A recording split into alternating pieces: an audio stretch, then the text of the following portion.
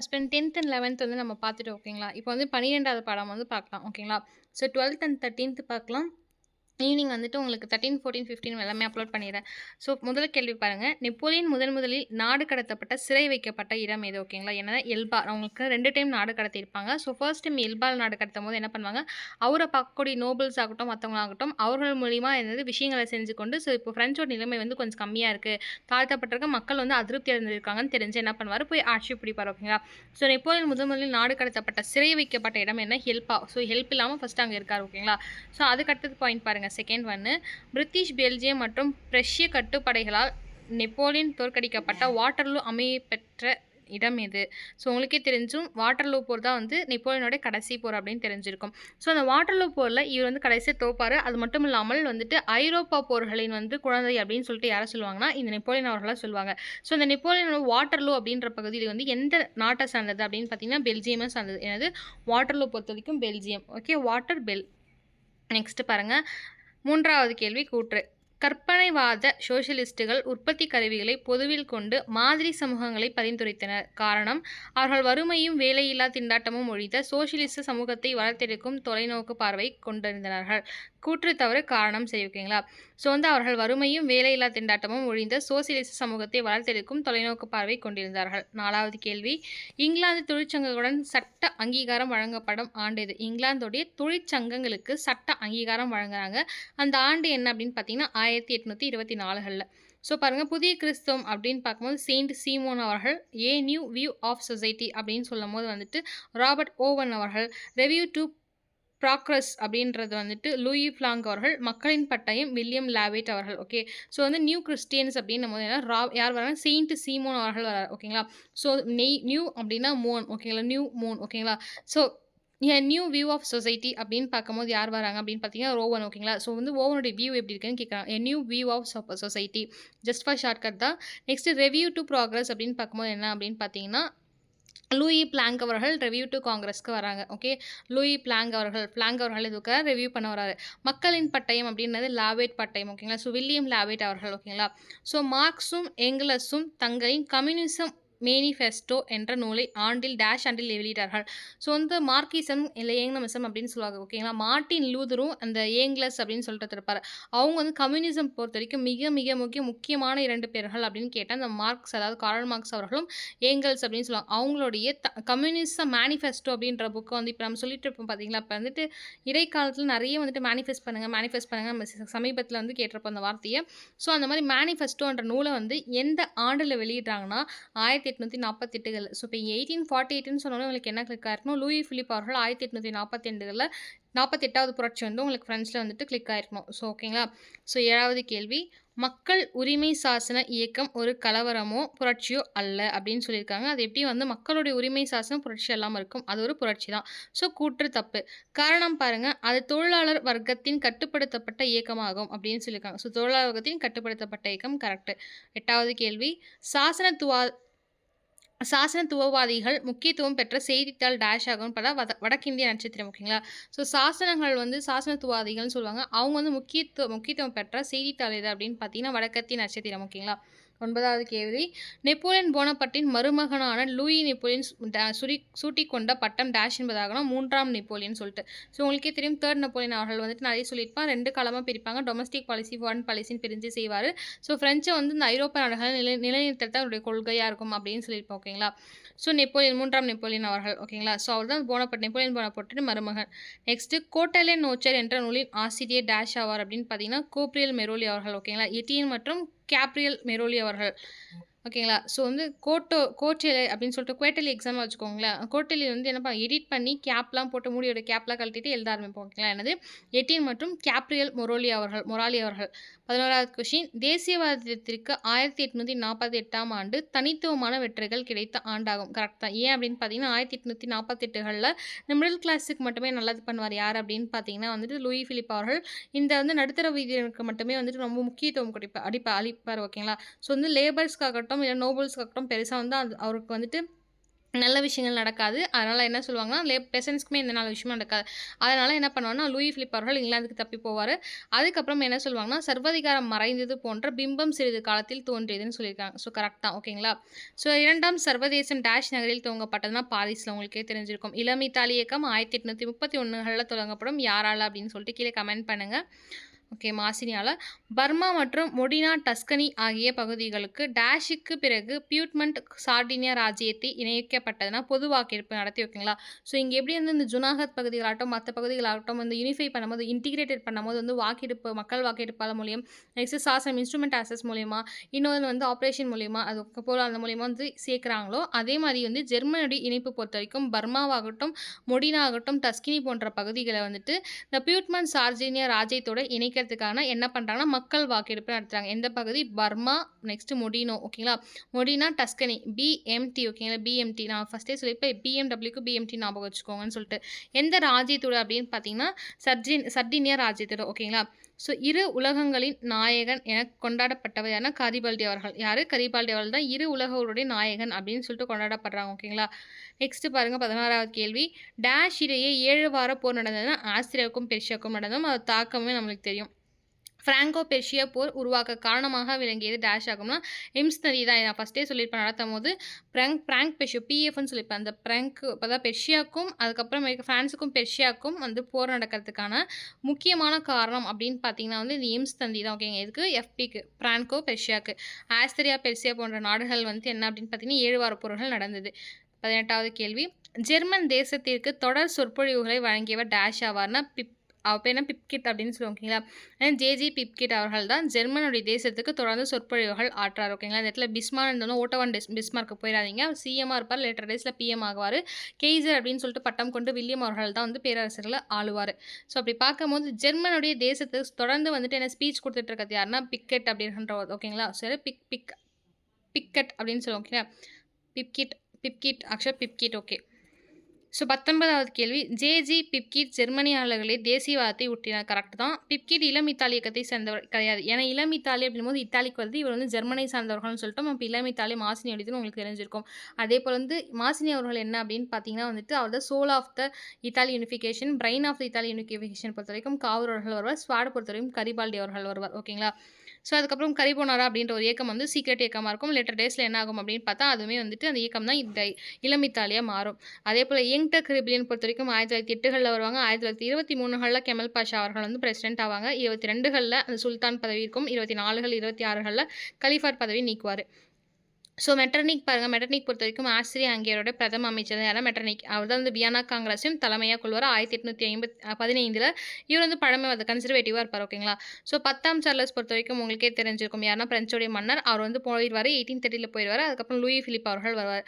So next யாருன்னு பார்த்தீங்கன்னா கிராமோண்ட் அவர்கள் என்ன அப்படின்னு பார்த்தீங்கன்னா பிரெஞ்சு வெளியுறவுத்துறை அமைச்சர்னா கிராமெண்ட் ஓகேங்களா. ஸோ போய் எல்லாத்தையும் வந்துட்டு கிராமம் மீட் பண்ணுவார்னு வச்சுக்கோங்க. சார்லஸ் ஆல்பர்ட் அவர்கள் பியாட்மான் சார்டினியாவுடைய ஆட்சியாளர். இந்த பியாட்மான்ன்ற பகுதியில் வந்து சார்ஜின் என்ற பகுதியில் சேர்ப்பாங்கன்னு சொல்லியிருந்தேன் பார்த்தீங்களா. என்ன நாடு? பர்மா ஆகட்டும் டஸ்கினி போன்ற நாடுகள்லாம். ஸோ அதோடைய ஆட்சியாளர் யார் அப்படின்னு பார்த்தீங்கன்னா சார்லஸ் ஆல்பர்ட் அவர்கள் தான் ஓகேங்களா.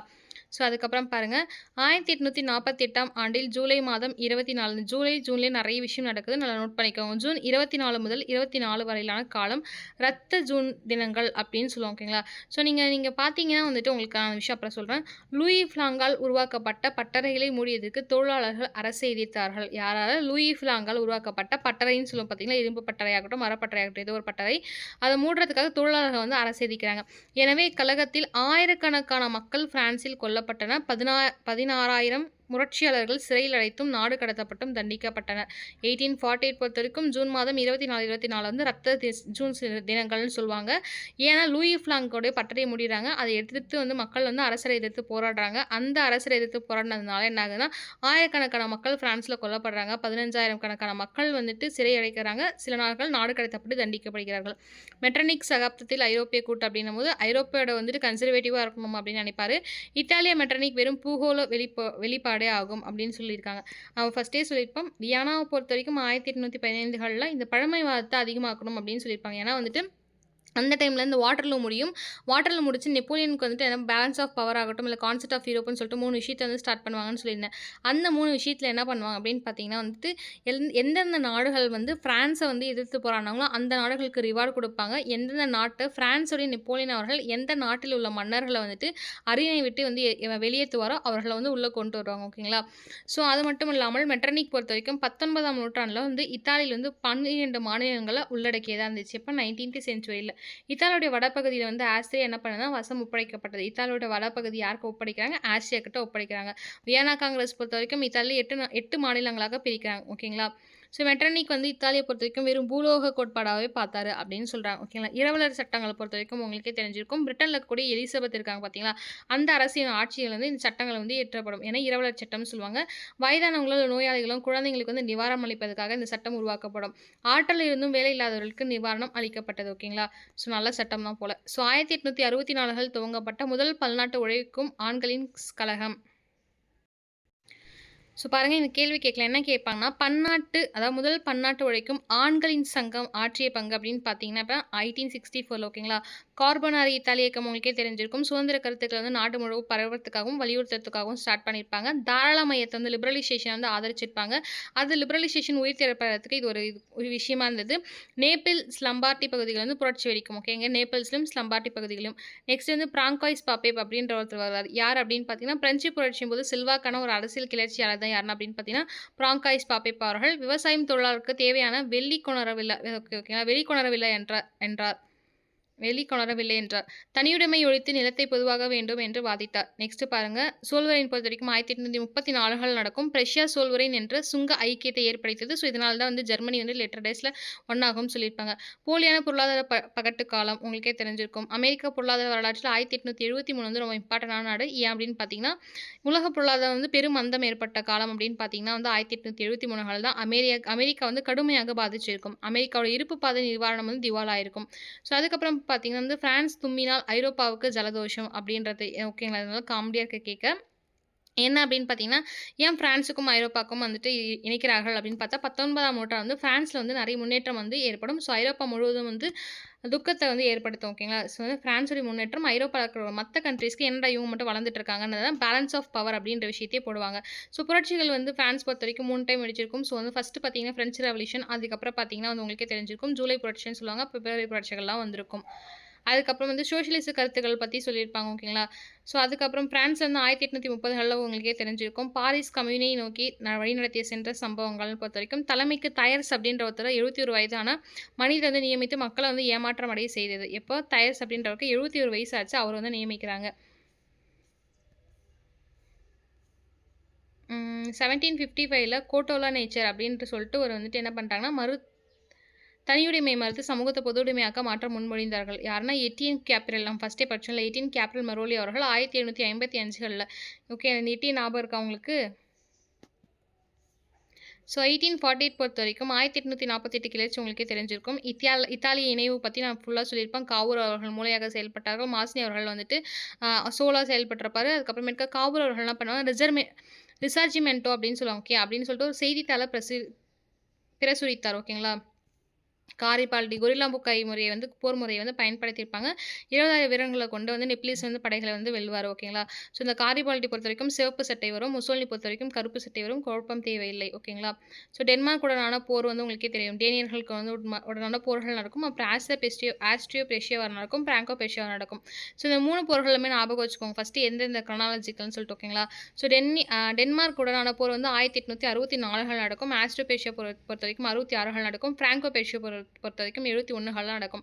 அதுக்கு முன்னாடி வந்து ஒரு போர் நடந்திருக்கும். ஓகேங்களா? அந்த போர் ஞாபகம் வச்சுக்கோங்க. ஆஸ்ட்ரியாக்கு நடந்திருக்கும். பிராங்கோ ஆசியா போர்னு சொல்லுவாங்க. ஸோ ஓகே, 13வது பார்த்துக்கலாம். ஏகாதிபத்தியமும் அதன் தாக்கமும். ஓகேங்களா? இது வந்து சும்மா பார்த்துக்கலாம், அந்தளவுக்கு பெருசாக இருக்காது, பட் அதனால பார்த்துக்கலாம். ஸோ வந்து ஃபஸ்ட்டு கொஸ்டின், ஜெர்மனியின் முன்னேறி கொண்டிருந்த படைகளை பிரான்ஸ் வெற்றிகரமாக தடுத்து தோற்கடித்த போரின் பெயர் என்னன்னா மர்னே போர். ஓகேங்களா? ஸோ ஜெர்மனி படை வந்து என்ன பண்ணுவாங்கன்னா முன்னேறிட்டே வருவாங்க. ஆனால் ஃப்ரான்ஸ் என்ன பண்ணிடுவாங்க, ஸ்டாப் பண்ணி இந்த ஜெயித்துருவாங்க. ஓகேங்களா? அந்த போர் பேர்னா மர்னே போர். ஓகேங்களா? ஸோ 2வது கேள்வி, அரசின் தடையற்ற டேஷ் என்னும் புத்தகத்தை உருவாக்கினார் கௌரினி அப்படின்ற ஒருத்தர் என்ன பண்ணுறாங்க, அரசுடை தடையற்ற அப்படின்னு சொல்லிட்டு ஒரு பதத்தை வந்து உருவாக்குறார். என்னது, அரசுடை தடையற்ற என்னும் பதத்தை உருவாக்கிய, சாரி புத்தகம் கிடையாது, பதத்தை உருவாக்கியன்னா கௌர்னி அவர்கள் உருவாக்குறாங்க. And inquiry into the nature and class to the wealth of nations என்ற நூலை எழுதியவர் யாருன்னா ஆடம் ஸ்மித் அவர்கள். An inquiry into the nature and class of the wealth of nations என்ற நூலை எழுதியவர் ஆடம் ஸ்மித் அவர்கள். ஞாபகம் வச்சுக்கோங்க, இன்கொயரின்னு வந்து ஆடம் ஸ்மித். 4வது கேள்வி, இங்கிலாந்து டேஷ் ஆம் ஆண்டில் தடையற்ற வணிக கொள்கையை பின்பற்ற துவங்கியதுன்னா 1833. ஓகேங்களா. ஸோ ஏன் அப்படின்னு உங்களுக்கு தெரிஞ்சிருக்கும். நமக்கு வந்து இங்கே சாசன சட்டம் வந்து ஏற்றிருப்பாங்க. ஸோ மொனோபாலிலாம் வந்திருக்கும். ஓகேங்களா.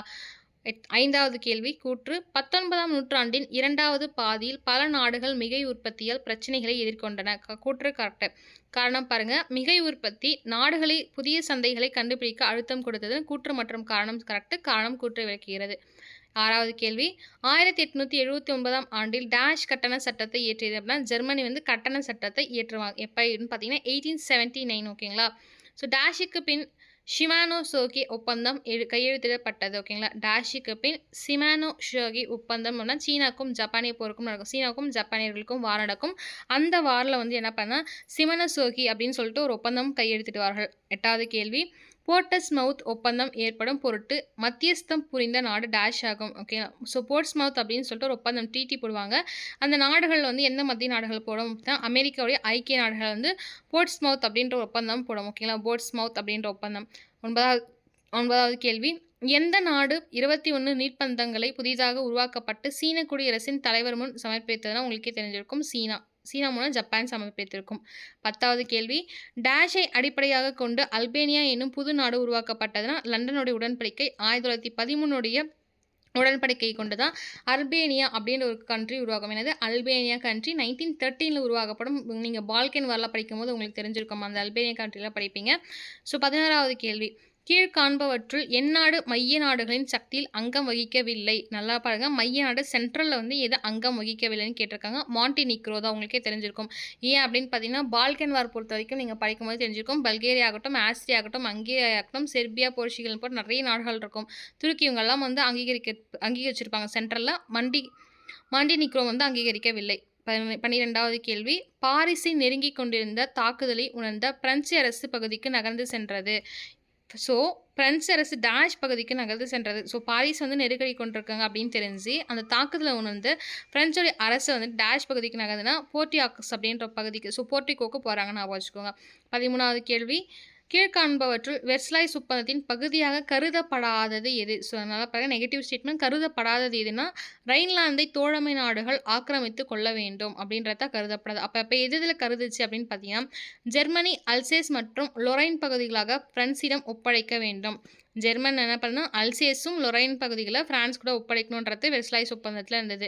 சார் பள்ளத்தாக்குகளுக்கு பிரான்சிற்கு வழங்கப்பட வேண்டும். ஏன்னா சார் பள்ளத்தாக்குகள் வந்து பிரான்ஸுக்கு கொடுக்கணும்னு சொல்கிறாங்க. டான்சிக் உங்களுக்கே தெரிஞ்சிருக்கும், டான்சிக் நதிக்கரை. ஸோ டான்சிக் போலாந்தின் கட்டுப்பாட்டுக்குள் கொண்டு செல்ல வேண்டும் அப்படின்றது தான். ஸோ இன்னொரு டைம் வாசிக்கிறேன். ஜெர்மனி அல்சேஸ் மற்றும் லொரைன் பகுதிகள் பிரான்ஸோட ஒப்படைக்கணும்னு சொல்கிறாங்க. சாருடைய பள்ளத்தாக்குகள் வந்து பிரான்சிற்கு வழங்கப்படும் சொல்கிறாங்க. டான்சிக் நதி வந்து போலாந்தோடைய கட்டுப்பாட்டில் கொண்டு செல்லப்பட வேண்டும் அப்படின்னு சொல்லியிருக்காங்க. ஓகேங்களா. ஸோ அதுக்கப்புறம் பாருங்கள், எது வந்துட்டு பொருந்தப்படாததுன்னு கேட்டிருக்காங்க. விடுதலை ஆணை 2ஆம் அலெக்சாண்டர் கரெக்டு. ரத்த ஞாயிறு 2ஆம் நிக்கோலஸ். சார் 2ஆம் நிக்கோலஸ் ரஷ்யா ரெவல்யூஷனில் படிப்பீங்க. ஸோ 1905 வந்து வந்திருக்கும். ஓகேங்களா. ஸோ ரஷ்யாவில் 500 அடிமைகளின் கலவரங்கள் 1ஆம் நிக்கோலஸ் இருக்கும்போது. ஸோ ரத்த ஞாயிறுனா 2ஆம் நிக்கோலஸ்க்கு, 500 அடிமைகள் அப்படின்னும் போது 1ஆம் நிக்கோலஸ். விடுதலை ஆணை 2ஆம் அலெக்சாண்டர். அப்போ என்ன தப்புனா வந்து ஃபர்ஸ்ட் லிட்டோஸ்கி உடன்படிக்கை உங்களுக்கே தெரிஞ்சிருக்கும் எப்போ அப்படின்னு சொல்லிட்டு 18 வரும். ஓகேங்களா. 1918 வரும். ஸோ இதுக்கு வந்து கரெக்டான ஆன்சர் என்னன்னு கீழே கமெண்ட் பண்ணுங்கள். ஸோ பன்னாட்டு சங்கம் அதிகாரத்தை செயல்படுத்த முடியாத நிலையில் இருந்தது. கூட்டு பாதுகாப்பு என்ற கொள்கையை மெய் வழக்கத்திற்குள் நடைமுறைப்படுத்த முடியவில்லை. ஓகேங்களா. ஸோ பன்னாட்டு சங்கம் இருக்குது பார்த்தீங்கன்னா, அதோடைய அதிகாரம் வந்து செயல்படுத்த முடியாத நிலையில் இருக்குதுன்னு சொல்கிறாங்க. கரெக்டு. கூட்டு பாதுகாப்பு வந்துட்டு என்ன பண்ண, அந்த கொள்கையை வந்து மெய் வழக்கத்திற்குள்ளே நடைமுறைப்படுத்த முடியவில்லைன்றது கரெக்டு. ஸோ கூற்று காரணம் ரெண்டுமே கரெக்டு. காரணம் கூற்ற விளக்குது. அதுக்கு அடுத்த கேள்வி பாருங்கள். கூற்று உலகையே கடுமையாக பாதித்த பொருளாதார பெருமந்தம் சோவியத் ரஷ்யாவை பாதிக்கவில்லை. கூற்று கரெக்ட் தான். ஸோ நிலம் சமூக உடைமையாக அறிவிக்கப்பட்டு ஏழை மக்களுக்கு பிரித்து வழங்கப்பட்டது. ஸோ கூற்று மற்றும் காரணம் ரெண்டுமே கரெக்டு. ஸோ நிலத்தை வந்து என்ன பண்ணுறாங்க, இது வந்து பொது உடைமை, மக்களுக்காக தான் நம்ம இருக்கோம், மக்களுக்கு வந்து கொடுக்கலாம்னு சொல்கிறாங்க. ஸோ அதனால தான் பொருளாதார நிலைக்கு அவங்க தள்ளப்படல. 17வது கேள்வி, பன்னாட்டு சங்கத்தின் முதல் பொதுச் செயலாளரான எரிக் ட்ரெமண்ட் நாட்டை சேர்ந்த டேஷ் நாட்டை சேர்ந்தவர் பிரிட்டன். யார்? எரிக் ட்ரமோண்ட் அப்படின்றவர் இந்த பன்னாட்டு சங்கத்தில் எந்த நாட்டை சார்ந்தவர் செயலாளராக இருக்கார், செக்ரட்டரியேட்டாக இருக்கார், எந்த நாட்டை சார்ந்தவர்கள்னா பிரிட்டன். 18வது கேள்வி, பன்னாட்டு சங்கம் டேஷாம் ஆண்டு கலைக்கப்பட்டதுன்னா 1945களில் கலைக்கப்படுது. ஹிட்லரை ஜெர்மனியின் பிரதம அமைச்சராக நியமித்தவர் யார் அப்படின்னு பார்த்தீங்கன்னா வான் ஹிண்டன்பர்க். ஓகே, ஸோ பன்னாட்டு சங்கம் 1945ல் கலைக்கப்படுது. யூஎன்ஓன்னு சொல்லுவாங்க, யுனைடெட் நேஷன் ஆர்கனைசேஷன். 1945களில் கலைக்கப்படும். ஓகேங்களா, அதுக்கு முன்னாடி ஒரு பன்னாட்டு சங்கம் இருக்கும், லீக் ஆஃப் நேஷன் சொல்லுவாங்க. அது 1920களில் வரும். உட்ரோ வில்சன் இருப்பார். 95 பொறுத்த வரைக்கும் சர்ச்சில் அவர்களும் ரூஸ்வெல்ட் அவர்களும் இருப்பாங்க. ஓகேங்களா, ஸோ ஹிட்லரை ஜெர்மனியின் பிரதம அமைச்சராக நியமித்தவர் யார் அப்படின்னு பார்த்தீங்கன்னா வந்து வான் ஹிண்டன்பர்க் தான். உங்களுக்கே தெரிஞ்சுக்கும், ஹிண்டன்பர்க்னு படிச்சிருப்பீங்க. ஓகேங்களா, ஸோ ஹிண்டன்பர்க் குட்டன்பர்க் நிறைய பேர் அங்கே வராங்க, பீட்டர்பர்க் நிறைய பேர் வராங்க. ஸோ கன்ஃபியூஸ் தேவையில்லை. ஸோ ஹிட்லரை வந்து யார் வந்து ஜெர்மனியோட பிரதமராக வந்துட்டு அமைச்சராக வந்து நியமிக்கிறாங்க பார்த்தீங்கன்னா வான் ஹிண்டன்பர்க். ஓகேங்களா, ஸோ முசோலினி வந்து ஆசிரியராக பணியாற்றி பத்திரிகையின் பேர் என்ன? அந்த கொஸ்டினை வந்துட்டு ஓகே உங்களுக்கு தெரியாது, டெஸ்ட் சீரிஸில் போட்டிருப்பேன். அவந்தி ஒரு எடிட்டராக இருப்பார், அவந்தி பேப்பருடைய. ஸோ அதுக்கப்புறம் வந்துட்டு என்ன அப்படின்னு பார்த்தீங்கன்னா ஜெர்மனி பிரச்சனை தனிப்படுத்த முனைந்தது சொல்லியிருக்காங்க. ஸோ ஃப்ராங்கோ பெஷியோ போர் வந்து 1871 நடக்கும். ஸோ வந்துட்டு அந்த லொரைன்ற பகுதி வந்து இழந்துருவாங்க. பிரான்ஸை பழிவாங்கக்கூடும் என்று அவர் எதிர்பார்க்கிறார்கள். பிரிட்டனுக்கும் பிரான்ஸுக்கும் இடையே 1904களில் கையெழுத்திடப்பட்ட நாடுகளுக்கு நட்புறவு முக்கியத்துவம் அளிக்கிறாங்க. ஸோ பால்கன் பொறுத்த வரைக்கும் என்னென்ன சிக்கல்கள் வந்து உள்ளடக்கியிருக்கு அப்படின்னு பார்த்தீங்கன்னா பல்கேரியா ஓகே, ஸோ பல்கேரியாக்கள் தாங்கள் வஞ்சிக்கப்பட்டதால் செர்பியாவை பழிவாங்க துடித்தார்கள். செர்பியர்கள் மிதமிஞ்சிய வெற்றிகளில் திளைத்தார்கள். ஆஸ்திரியாவுக்கு எதிரான போராட்டங்கள் செர்பியா போல்னிஸ்னியாவில் தீவிரவாத தன்மைக்கு மாறியது. ஸோ உங்களுக்கே தெரிஞ்சும் இந்த பால்கன் வாரம் முடிஞ்சதுக்கப்புறம் என்ன முதலாம் உலக போர் வந்து ஸ்டார்ட் ஆகிறதுக்கு ஆஸ்திரியாவுடைய ஃபெர்டினண்ட் இளவரசர் வந்துட்டு என்ன பண்ணுவார் அப்படின்னு பார்த்தீங்கன்னா கொல்லப்படுவார்கள் செர்பியா மாணவரால். அதனால தான் உலகப்போர் வந்து ஸ்டார்ட் ஆகும் அப்படின்னு சொல்லியிருப்போம். ஓகேங்களா, ஸோ இந்த இடத்துல என்னன்னா பல்கேரியா வந்துட்டு பல்கேரியா பார்த்தீங்களா, அந்த பல்கேரியா வந்து என்ன பண்ணுறது, நம்ம வந்து வஞ்சிக்கம்னா ஸோ நல்லது பண்ணுற மாதிரி கெட்டது பண்ணாங்க. ஸோ வந்து வஞ்சிக்கப்பட்டோம் அப்படின்னு சொல்லிட்டு செர்பியாவை பழிவாங்க துடிக்கிறாங்க. செர்பியா என்ன பண்ணுது, அவங்க வந்து மிதமிஞ்சி அவங்களுக்கு எப்படி சொல்கிறது, அவங்களுக்கு மிதமிஞ்சினா அவங்கள எப்படி சொல்கிறது, அவங்க வந்து ஒரு விஷயத்தை எதிர்பார்த்துருப்பாங்க, அதை தாண்டி அவங்களுக்கு வந்து வெற்றி கிடைச்சுன்னு சொல்லிப்பாங்க. அந்த வெற்றியில் வந்து திளைத்திருக்கிறாங்க. அதனால் ஆஸ்திரியாவுக்கு வந்து எதிரான போராட்டங்கள் வந்து செர்பியாவுக்குடைய போஸ்னியாவில் வந்து தீவிரவாதி தன்மைக்கு வந்து மாறுது அப்படின்னு சொல்கிறாங்க. ஸோ மூவர் தலையீடு பொறுத்த வரைக்கும் உங்களுக்கே தெரியும், ஷிமானோசோகி உடன்படிக்கை ஜப்பானுக்கும் சீனாவுக்கும் நடக்கும்னு சொன்னால் அந்த எந்த பகுதிக்காக அப்படின்னு பார்த்தீங்கன்னா லியாடுங் அப்படின்ற பகுதி வந்து சீனாவுக்கு வந்து வழங்குவாங்க. ஓகேங்களா, ஸோ ஜப்பானின் இந்த திடீர் வளர்ச்சியை கண்டு ஐரோப்பா அஞ்சியது. எனவே பிரான்ஸ், இங்கிலாந்து, ரஷ்யா ஆகிய நாடுகள் ஜப்பானை லியோடோங் பகுதியை ஒப்படைக்க செய்தன. ஓகேங்களா, ஸோ வந்து ஜப்பான் என்ன பண்ணுறாங்க, ரொம்ப ரேப்பிடாக வளர்ந்துட்டே வராங்க. இதை பார்த்து ஐரோப்பா நாடுகள் வந்து அஞ்சுறாங்க. அதனால் லியோடோங் அப்படின்ற ஒரு பகுதி வந்து நீங்கள் சீனாக்கு வந்து சிமனோசோகி அப்படின்ற உடன்படிக்கை போட்டு கொடுத்துருங்க அப்படின்னு சொல்கிறாங்க. ஸோ முதல் உலகப்போர் உங்களுக்கே தெரிஞ்சிருக்கும், ரஷ்ய படைகளும் பெர்ஷியாவின் கிழக்கு பகுதிகள் வரை ஊடுருவ செஞ்சிருக்கும். ஸோ இடைப்பாடுகள் அப்படின்னு பொறுத்த வரைக்கும் வந்து இந்த படைகள் வந்து ஜெர்மனி வந்து தளபதியை வந்து யார் இருப்பாங்கன்னா வானா ஹிண்டன்பர்க் தான் இருப்பாங்க. ஸோ ஃபஸ்ட்டே சொன்னால் ஜெர்மனி வந்துட்டு என்ன அப்படின்னு பார்த்தீங்கன்னா இந்த வான் ஹிண்டன்பர்க் அவர்களுடைய தலைமை கீழில் தான் வந்துட்டு இந்த பிரதமராகவே ஆவார் அப்படின்னு சொல்லியிருந்தேன் ஹிட்லர் அவர்கள். ஸோ டான்பெர்க் போரில் ஹிண்டன்பர்க் போர்த்திருந்தால் ரஷ்யா தோற்றது. ஸோ நிக்கிலிசம் பற்றி உங்களுக்கே தெரிஞ்சிருக்கும்னு நினைக்கிறேன். பல்லாண்டு கால சமூக அமைப்பை எதிர்க்கும் உணர்வின் பிரதிநிதித்துவமே நிக்கிலிசம் அப்படின்னு சொல்லுவாங்க. அந்த நிக்கிலிசம் நாட்டில் வந்து அரசு, குடும்ப, கிறிஸ்துவ ஆலய அதிகாரத்தை மறைத்தது. அது நம்பிக்கையின் விஞ்ஞான உண்மையை சுற்றி அமைந்திருந்தது. ஸோ கிரீஸுக்கும் பல்கேரியாவுக்கும் இடையே 1925களில் ஒரு சர்ச்சைகள் எழ ஆரம்பிக்குது. அந்த பன்னாட்டு சங்கம் வந்து எவ்வாறு தீக்குது அப்படின்றது தான். ஸோ 1925களில் கிரீஸ் வந்து என்ன பண்ணால் பல்கேரியா மீது படையெடுக்கிறாங்க. ஸோ பன்னாட்டு சங்கம் என்ன பண்ணுறது, போரை நிறுத்தி வந்து ஆணையை வெளியிடுறாங்க. ஸோ விசாரணை மேற்கொண்டு கிரீஸை வந்து நஷ்டீடு கொடுக்க சொல்லியிருக்காங்க. ஓகே, லேட்டரன் உடன்படிக்கை உங்களுக்கே தெரிஞ்சிருக்கும் எதுக்கு வந்து லேட்டரன் உடன்படிக்கை நடந்திருக்குன்னு சொல்லிட்டு. ஸோ வந்து இந்த மெசிடோனியா அந்த பகுதிகளெலாம் என்ன ஆகும் அப்படின்னு பார்த்தீங்கன்னா இந்த முசோலினி அவர்கள் வந்து இந்த கருப்பு படை பார்த்தீங்களா, கருப்பு சட்டப்படை, அவங்களை கூப்பிட்டு என்ன பண்ணுறாங்க, ரோம் வரைக்கும் மார்ச் பண்ணுவாங்க. ஓகேங்களா, ஸோ இப்படி மார்ச் பண்ணும்போது அங்கே இருக்கக்கூடிய அந்த அரசர் என்ன பண்ணுவார் அப்படின்னு பார்த்தீங்கன்னா வந்துட்டு நான் வந்து சரணடைஞ்சரன்னு சொல்லிட்டு சரணடைஞ்சிருவார். ஸோ அதை தான் சொல்லுவாங்க. வாட்டிகன் நகருக்கு தனிநாடு அங்கீகாரம் வழங்கி கத்தோலிக்க சபை ஈர்த்தனர். கத்தோலிக்க திருச்சபையின் இத்தாலிய பேரரசை அங்கீகரித்தது. இத்தாலியில் தேசிய சமயமாக ரோம் கத்தோலிக்க ஏற்றுக்கொள்ளப்பட்டது. ஸோ மூன்றாவது ரெய்ச் பொறுத்த வரைக்கும் மூன்றாவது ரெய்ச் என்பது ஹிட்லரின் நாசிச அரசாகும். ஜெர்மனியின் மக்களாட்சிக்கு இது முடிவு கட்டியது. இதனால் ஜெர்மனி முழுமையான மையப்படுத்தப்பட்ட அரசானது. நெக்ஸ்ட்டு வந்துட்டு மொராக்கோ சிக்கலில் மாட்டேங்குது. ஓகேங்களா, ஸோ அகழிப்போர் பற்றி உங்களுக்கே தெரிஞ்சிருக்கும்னு நினைக்கிறேன். முதல் உலக போர் இருக்கக்கூடிய வீரர்கள் வந்து உயிரிழந்துருவாங்க. ஸோ அவங்க வந்து உயிரை காக்க வந்து நிலத்தை வந்து தோண்டி அதனால் வந்து அடைக்கலம் தேட வைத்தது. ஸோ அதான் அகழிப்போர் அப்படின்னு சொல்லுவாங்க. அகழினா குழின்னு சொல்லுவோம் பார்த்தீங்களா. ஓகேங்களா, சகடினா அந்த நீர்வீழ்ச்சி கூட சொல்லலாம். ஸோ மிக ஆபத்தான யூ படகுகள் மற்றும் கியூ கப்பல்கள் அப்படின்னு சொல்லலாம். முதல் உலகப் போரில் ஜெர்மனி கொண்டிருந்த ஆயுதம் என்ன அப்படின்னு பார்த்தீங்கன்னா யூ படகுகள் ஆகும். ஸோ பிரிட்டன் கப்பல்கள் அனைத்து மூழ்கடிக்கும் உத்தியை ஜெர்மனி கடைபிடித்தது. ஸோ பிரிட்டனின் கியூ கப்பல் ஜெர்மனிக்கான பதிலடியாகும். ஸோ இந்த கப்பல் வாயிலாக ஜெர்மனியை தாக்க தூண்டிய பின் பதிலடி கொடுக்கும் உத்தியை யாருக்குன்னு கேட்டிங்கன்னா ஜெர்மனிக்கும் பிரிட்டனுக்கும் யூ கப்பலும் கியூ கப்பல் ஞாபகம் வச்சுக்கோங்க. ஸோ அது மட்டும் இல்லாமல் முதல் போரில் வந்து அமெரிக்கா வந்து கலந்துக்க மாட்டேன் அப்படின்னு சொல்ல உங்களுக்கே தெரிஞ்சிருக்கும். ஸோ ரஷ்ய புரட்சியை பற்றி தெரிஞ்சிருக்கும். பன்னாட்டு சங்கம் வெற்றிக்கார முடிந்தது உங்களுக்கு தெரிஞ்சிருக்கும். அதுக்கப்புறம் என்ன, முதல் உலகப் போருக்கான காரணம் உங்களுக்கே தெரிஞ்சிருக்கும், ஃபஸ்ட்டே சொல்லியிருக்கேன். ஸோ 1919 என்ன பண்ணுறாங்க, பாரிஸ் வந்து அமைதி மாநாடு போட்டு என்ன பண்ணுறாங்கன்னா வந்து முதல் உலகப் போரை முடிக்கிறாங்க. ஜெர்மனி மீது வந்துட்டு அவமானமாக வந்து சில விஷயங்கள் நடக்குது. அதனால ஹிட்லர் அவர்கள் என்ன சொல்லுவாங்கன்னா வந்துட்டு இந்த அவமானத்தை தொலைப்பான் அப்படின்னு சொல்லிட்டு வந்து ஆட்சியில் வந்துட்டு நிற்பார். ஓகேங்களா. ஸோ வந்து கட்சியில் வந்து நிற்பார். ஸோ ஜெயிச்சிருவார். 1933 சான்சலராகவும் ஆயிடுவார். ஸோ இது என்ன உடன்படிக்கை வந்து இவங்களுக்கு அவமானம் திட்டுது அப்படின்னு பார்த்தீங்கன்னா வெர்சாய்ஸ் உடன்படிக்கை. அந்த வெர்சாய்ஸ் உடன்படிக்கையில் என்ன சொல்லுவாங்க அப்படின்னு பார்த்தீங்கன்னா வந்து நீங்கள் வந்து இழப்பீடுகள் தரணும் அப்படின்னு சொல்லியிருப்பாங்க. ஓகேங்களா. So Austria, Germany, Hungary, Trianon, Bulgaria, Neuilly, துருக்கி, சேவராஸ் உடன்படிக்கை கையெழுத்திடும். என்னென்ன நாடுகள்னு கேட்டால் ஆஸ்திரியா, அதுக்கப்புறம் பார்த்தீங்கன்னா Germany, Hungary, next Trianon, Bulgaria, Neuilly, துருக்கி அப்படின்ற போன்ற நாடுகள் வந்து சேவராஸ் உடன்படிக்கையில் கையெழுத்திடுவாங்க. ஸோ அமெரிக்க அதிபர் வந்து உட்ரோ வில்சன் என்ன பண்ணுவாங்க, 14 அம்ச கோட்பாட்டை வந்து இந்த வெர்சாய்ஸ் ஒப்பந்தத்தில் கொடுத்துருப்பாங்க. எப்போ 1919 ஓகேங்களா, பாரிஸ் அமைதி மாநாட்டில். ஸோ அதுக்கப்புறம் மார்க்சிசம் பற்றி உங்களுக்கே தெரிஞ்சிருக்கும். முக்கியமான விஷயம் என்னென்னா 1917 பிப்ரவரியில் உணவு பற்றாக்குறையில் என்ன பண்ணுவாங்க, பெண் தொழிலாளர்கள் வந்து வேலை நிறுத்தத்தில் இறங்க ஆரம்பிப்பாங்க. 4 லட்சம் தொழிற்சாலை பணியாளர்கள் வந்து போராட்டத்தில் இறங்குவாங்க. ஸோ மார்ச் 15 அன்று வந்து மன்னர் வந்து பதவி விலகுவார். ஓகேங்களா.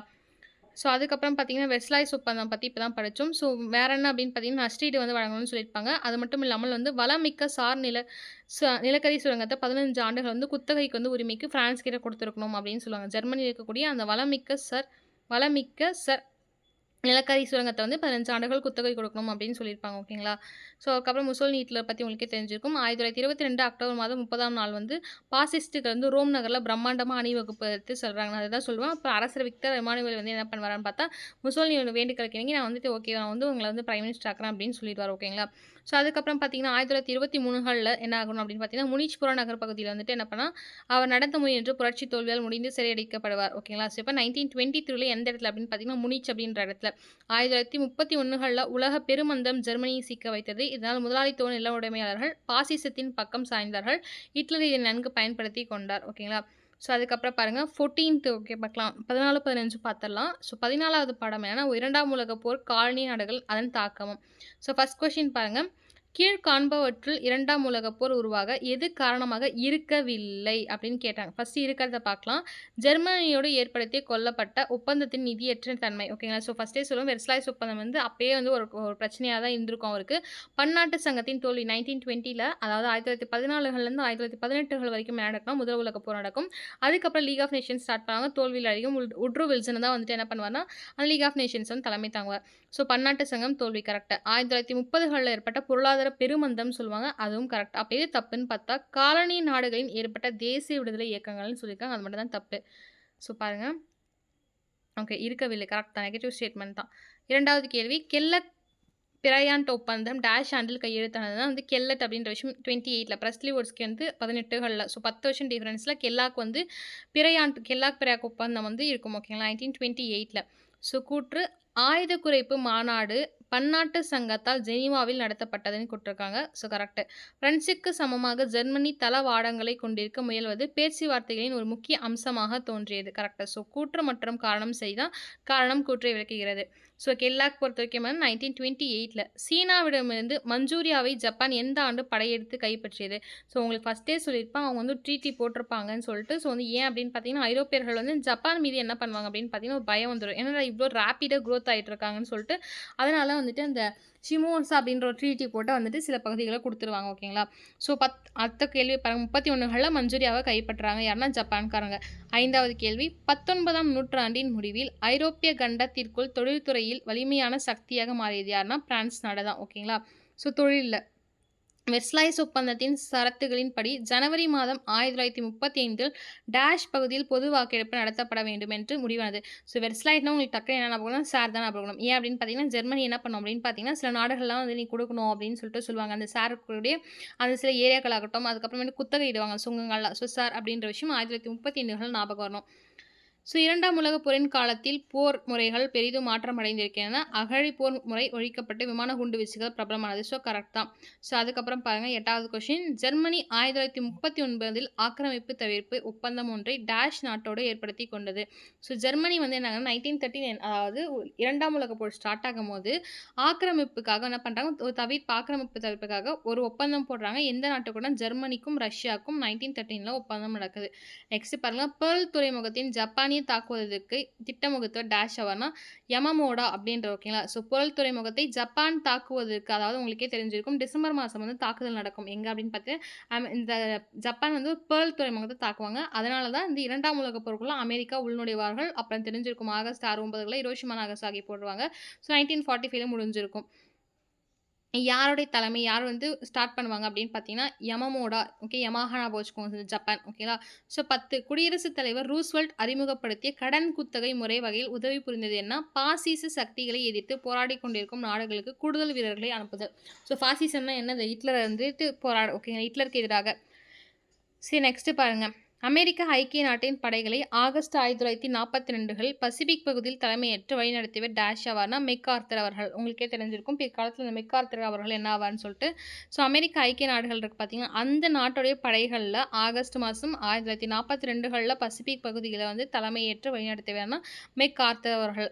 12வது கேள்வி. ஜப்பானிய கடற்படையை அமெரிக்க ஐக்கிய நாட்டின் கடற்படை தோற்கடித்தமை டேஷ் போரில் ஆகும்னா, ஸோ ஜப்பானுடைய கடற்படையை வந்து அமெரிக்கா வந்து தோற்கடிச்சாங்க. எந்த நாடு, எந்த போர் அப்படின்னு பார்த்தீங்கன்னா மிட்வே ஓகேங்களா. ஸோ மிட்வேனா உங்களுக்கே தெரிஞ்சுக்கும், MIDWAY மிட்வே ஓகேங்களா.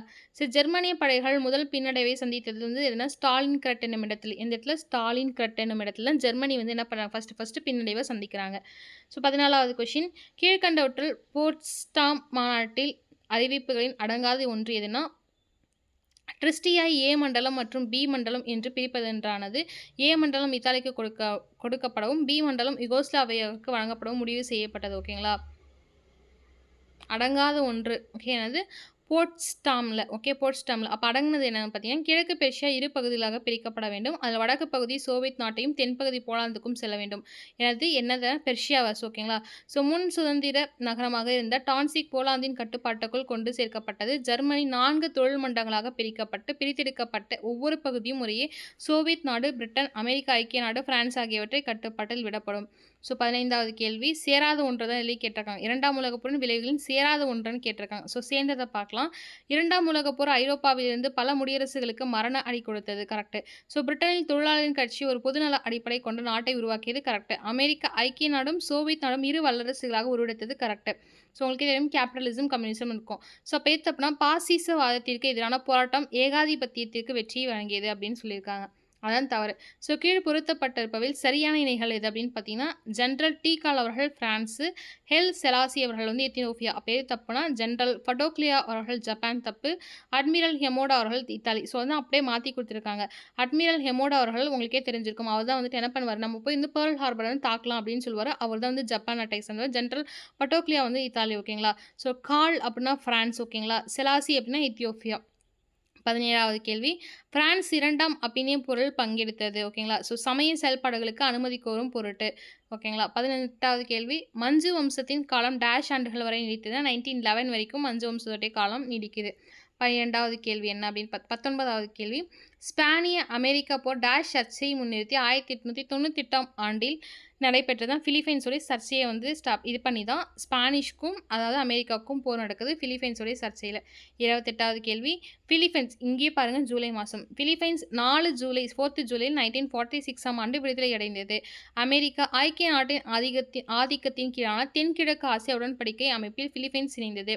ஸோ எனது ஐக்கிய நாட்டுடைய ஆதிக்கத்துக்கு கீழே தென்கிழக்கு ஆசியாவில் வந்து என்ன ஆகுது, ஸோ நம்ம இருக்க பார்த்தீங்கன்னா அங்கே வந்து பிலிப்பைன்ஸ் இணையுது. எப்போ அப்படின்னு பார்த்தீங்கன்னா 4 ஜூலை 1946 விடுதலை அடையுது. ஸோ நெக்ஸ்ட் பாருங்கள், ஃபஸ்ட்டே சொல்லியிருப்பேன் கெல்லாக் ப்ரையாண்ட் அப்படின்ற உடன்படிக்கை 1928 வரும். ப்ளஸ் நெக்ஸ்ட் பிஎல் அதாவது பிரஸ்ட் லிட்டோவஸ்கின்னு சொல்லுவோம். அந்த உடன்படிக்கை வந்துட்டு 1918 நடக்கும். ஸோ இப்போ வந்து அதுக்கு யார் கனெக்ட் ஆவானா முசோலினி அவர்கள் கனெக்ட் ஆவாங்க. கெல்லாக் பிரையாண்ட் ஒப்பந்தம் 1928ஆம் ஆண்டில் கையெழுத்தானது. பன்னாட்டு சங்கத்தில் அமெரிக்கா ஐக்கிய நாடு உறுப்பினராகவில்லை என்ற போதும் கூட்டத்தில் கலந்து கொண்டது. இவ்வுடன்படிக்கையின்படி உலக நாடுகள் அனைத்தும் போரை கைவிடுவது என்று உறுதிமொழி எடுத்துக்கொண்டது. ஓகேங்களா. ஸோ வந்து அமெரிக்கா வந்து அதில் ஒரு மெம்பர்ஷிப்பால் இருந்தாலும் கலந்துக்கிறாங்க. ஸோ நெக்ஸ்ட் பன்னாட்டு சங்கங்கள் தான் சொல்கிறேன். 1933 ஜெர்மனி வந்துட்டு உங்களுக்கே தெரிஞ்சிருக்கும். ஹிட்லர் வந்து சான்சலர் ஆவார். அப்புறம் என்ன நடந்திருக்கும்ட்டு ரோம் பெர்லின் அச்சின் உருவாக்கத்திற்கு பின்புலமாக அமைய பெற்றது அப்படின்னு சொல்கிறாங்க. முசோலினியின் எத்தியோப்பியா படையெடுப்பின் பிரிட்டனும் பிரான்சும் கண்டித்தன. இது ஹிட்லருக்கு இத்தாலியோட நெருங்கிய நட்பை வளர்த்துக் கொள்ள வாய்ப்பை ஏற்படுத்தி கொடுத்தது. ஸோ இந்த இடத்துல கேள்வி எப்படி வரும்னா, ஹிட்லருக்கு வந்து இத்தாலியோட வந்து நெருங்கிய நட்பை வளர்த்துக் கொள்ள வாய்ப்பை ஏற்படுத்தியது எதுன்னு கேட்பாங்க. ஸோ ஓகேங்களா. என்னன்னா முசோலினி வந்து எத்தியோப்பா மீது படையெடுக்கிறாரு. ஸோ இது வந்துட்டு யார் தடுக்கிறாங்கன்னா பிரிட்டனும் பிரான்ஸும் தடுக்கிறாங்க. ஸோ ஓகேங்களா. ஸோ அதுக்கப்புறம் பாருங்கள் முனிச் ஒப்பந்தம் பற்றி உங்களுக்கே தெரிஞ்சிருக்கும். ஸோ செக்கோஸ்லோவேக் வந்து சில பகுதிகளை தரணும், போலாந்துலேருந்தும் ஹங்கேரி வந்து பிரித்து கொடுக்கணும் அப்படின்னு முடிவெடுத்திருப்பாங்க. ஓகேங்களா. நெக்ஸ்ட் வந்து சூட்டன்லாந்து வந்து ஜெர்மனி படைகள் வந்து ஆக்கிரமித்துக் கொள்ளும் அதுக்கப்புறம் சொல்லியிருப்பாங்க. நெக்ஸ்ட் அது மட்டும் இல்லாமல் டங்கீர்க் வெளியேற்றம்னா 2ஆம் உலகப் போரில் பிரெஞ்சு துருப்புகள் டங்கீர்க்கு கடற்படையில் விரட்டப்பட்டன. அங்கிருந்து அவர்கள் படகிலும் சிறு கப்பல்களும் புறப்பட்டபடியான நிலை ஏற்பட்டது. அவ்வாறு டங்கீர்க்கிலிருந்து வெளியேற்றப்பட்ட வீரர்கள் சுதந்திர பிரெஞ்சு படையை கருவாக செயல்பட்டார்கள்.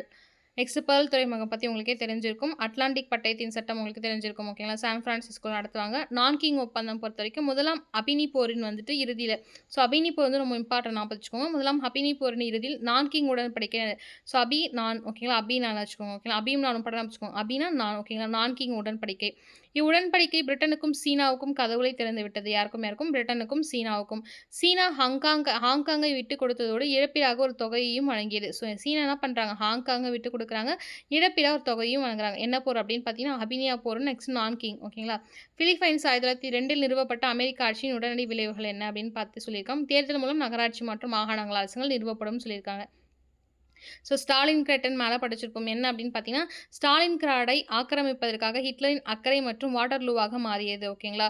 ஸோ மிகப்பெரிய தொழில் நகரான ஸ்டாலின் கிரேட் வெற்றிகனியாக தங்களுக்கு கிடைக்கும் என்று ஹிட்லர் நம்பியிருந்தார். எண்ணெய் வளம் மிக்க காக்கசஸ் பகுதியின் மீதும் அவரது கண்கள் படர்ந்திருந்தன. ஜோசப் ஸ்டாலினின் பெயர் கொண்ட நகரை ஆக்கிரமித்து தனது பெருமையை உயர்த்தும் என ஹிட்லர் நம்பினார். ஆனால் ஜெர்மனி இராணுவத்தால் நீண்ட காலத்திற்கு ஸ்டாலின் கிராட்டை தங்களின் கட்டுப்பாட்டுக்குள் வைத்திருக்க முடியாது என்று தெளிவாக தெரிந்தது. பிறகும் ஹிட்லர் பின் வாங்க மறுத்தார். ஓகேங்களா. ஸோ அதுக்கப்புறமேட்டுக்கு 6 லட்சம் பேர் வந்து ஜெர்மனி குடிமக்கள் வந்து கொல்லப்படுவாங்க சம்பவத்தில். ஹக் கிளர்ச்சிகள் பற்றி உங்களுக்கே தெரிஞ்சிருக்கும். ஹக்குகள் வந்து தற்காப்பு அடிப்படையில் மட்டுமே வந்து எதிர்கொண்டுவார்கள். ஓகேங்களா. ஸோ அது பிலிப்பைன்ஸ் கூட தான் வரும். பாக்சர் கிளர்ச்சி வந்து சீனாவில் நடக்கக்கூடிய ஒரு கிளர்ச்சி. அதுக்கப்புறம் சானியன் சென் அப்படின்ற வந்து டோக்கியோ நகரில் உருவாக்கிய ஒரு அரசியல் கட்சியை வந்துட்டு சொல்லுவாங்க. அதுக்கு வந்து கோமின்டாங் வந்து கட்சி அப்படின்னு சொல்லிட்டு சொல்லுவாங்க. இந்த சானியட் சன்னால் உருவாக்கப்பட்ட டோக்கியோ நகரில் கட்சி கோமின்டாங்கன்னு சொல்லுவாங்க. ஓகேங்களா. ஸோ இந்தோனேஷியா விடுதலை பொறுத்த வரைக்கும் 1931களில் வந்துட்டு சுகர்னோ கைது செய்யப்பட்டு அவரது கட்சியும் கலைக்கப்படும். ஓகேங்களா. அந்த சுகர்னோ பேர் எங்கே கேள்விப்பட்டிருக்கோம் ஞாபகம் இருக்குங்களா. ஸோ வந்து அந்த லீக் ஆஃப் நேஷன்ஸில் கேள்விப்பட்டிருப்பீங்க. ஸோ வெர்சலாய்ஸ் ஒப்பந்தம் பற்றி மேலே படிச்சிருப்போம். 6600 மில்லியன் பவுண்டுகள் வந்து ஜெர்மனி வந்து இழப்பீடு வந்து கோரப்பட்டது. ஓகேங்களா. அப்புறம் 1939 செப்டம்பர் மாதம் 1 வந்து என்ன பண்ணுவார் அப்படின்னு பார்த்தீங்கன்னா வந்து ஜெர்மனி வந்துட்டு என்ன போலாந்து மீது படையெடுக்கும். ஸோ 1918 என்ன அப்படின்னு பார்த்தீங்கன்னா வந்துட்டு 1 செகண்ட். ஸோ அதுக்கப்புறம் பார்த்தீங்கன்னா சீனாவுடைய பொதுவுடைமை அப்படின்னு வந்து மாசேதுங் அவர்கள் வந்துடுவார். ஓகேங்களா. ஸோ ரொம்ப முக்கியமானவர் தான் அவர் மாசேதுங் அவர்கள். அதுக்கப்புறம் பார்த்தீங்கன்னா வந்துட்டு என்ன முக்கியமான பாயிண்ட்ஸ் அப்படின்னா இந்தோனேஷியா பிலிப்பைன்ஸ்லாம் வரும். ஸோ வந்துட்டு அது முடிஞ்சிச்சுங்க. ஸோ 15வது லாஸ்ட்டு ஓகேங்களா. 2ஆம் உலகப் போருக்கு பிந்தைய உலகம் அப்படின்ற கொஷின் டாப்பிக்கில் பார்க்க போகிறோம். 12ஆம் வகுப்பில் இருக்கக்கூடிய என்ன அப்படின்னு பார்த்தீங்கன்னா 15வது பாடம் இதான். ஸோ 1947 இறுதியில் கிழக்கு ஐரோப்பாவிலங்க ஈஸ்ட் ஐரோப்பாவில் சோவியத் ரஷ்யாவின் செல்வாக்கிலிருந்து விடுபட்டிருந்த ஒரே ஒரு நாடு எதுன்னு பார்த்தீங்கன்னா செக்கோஸ்லோவேக்கியா தான். ஸோ இப்போ கிழக்கு ஜெர்மனி, கிரீஸ், துருக்கி எல்லாமே சோவியத் யூனியனுடைய அதாவது ரஷ்யாவுடைய செல்வாக்கில் தான் இருந்திருக்குன்னு சொல்கிறாங்க. எந்த ஆண்டு 1947 ஆண்டும் சொல்லலாம். கேள்விகளாக வரும். ஓகேங்களா. ஸோ அதுக்கப்புறம் பாருங்கள் ஸ்டாலின் சர்ச்சிலை ஒரு போர் விரும்பி என விமர்சித்தனர். ஓகேங்களா. ஸோ கூற்று வந்து கரெக்ட் தான்.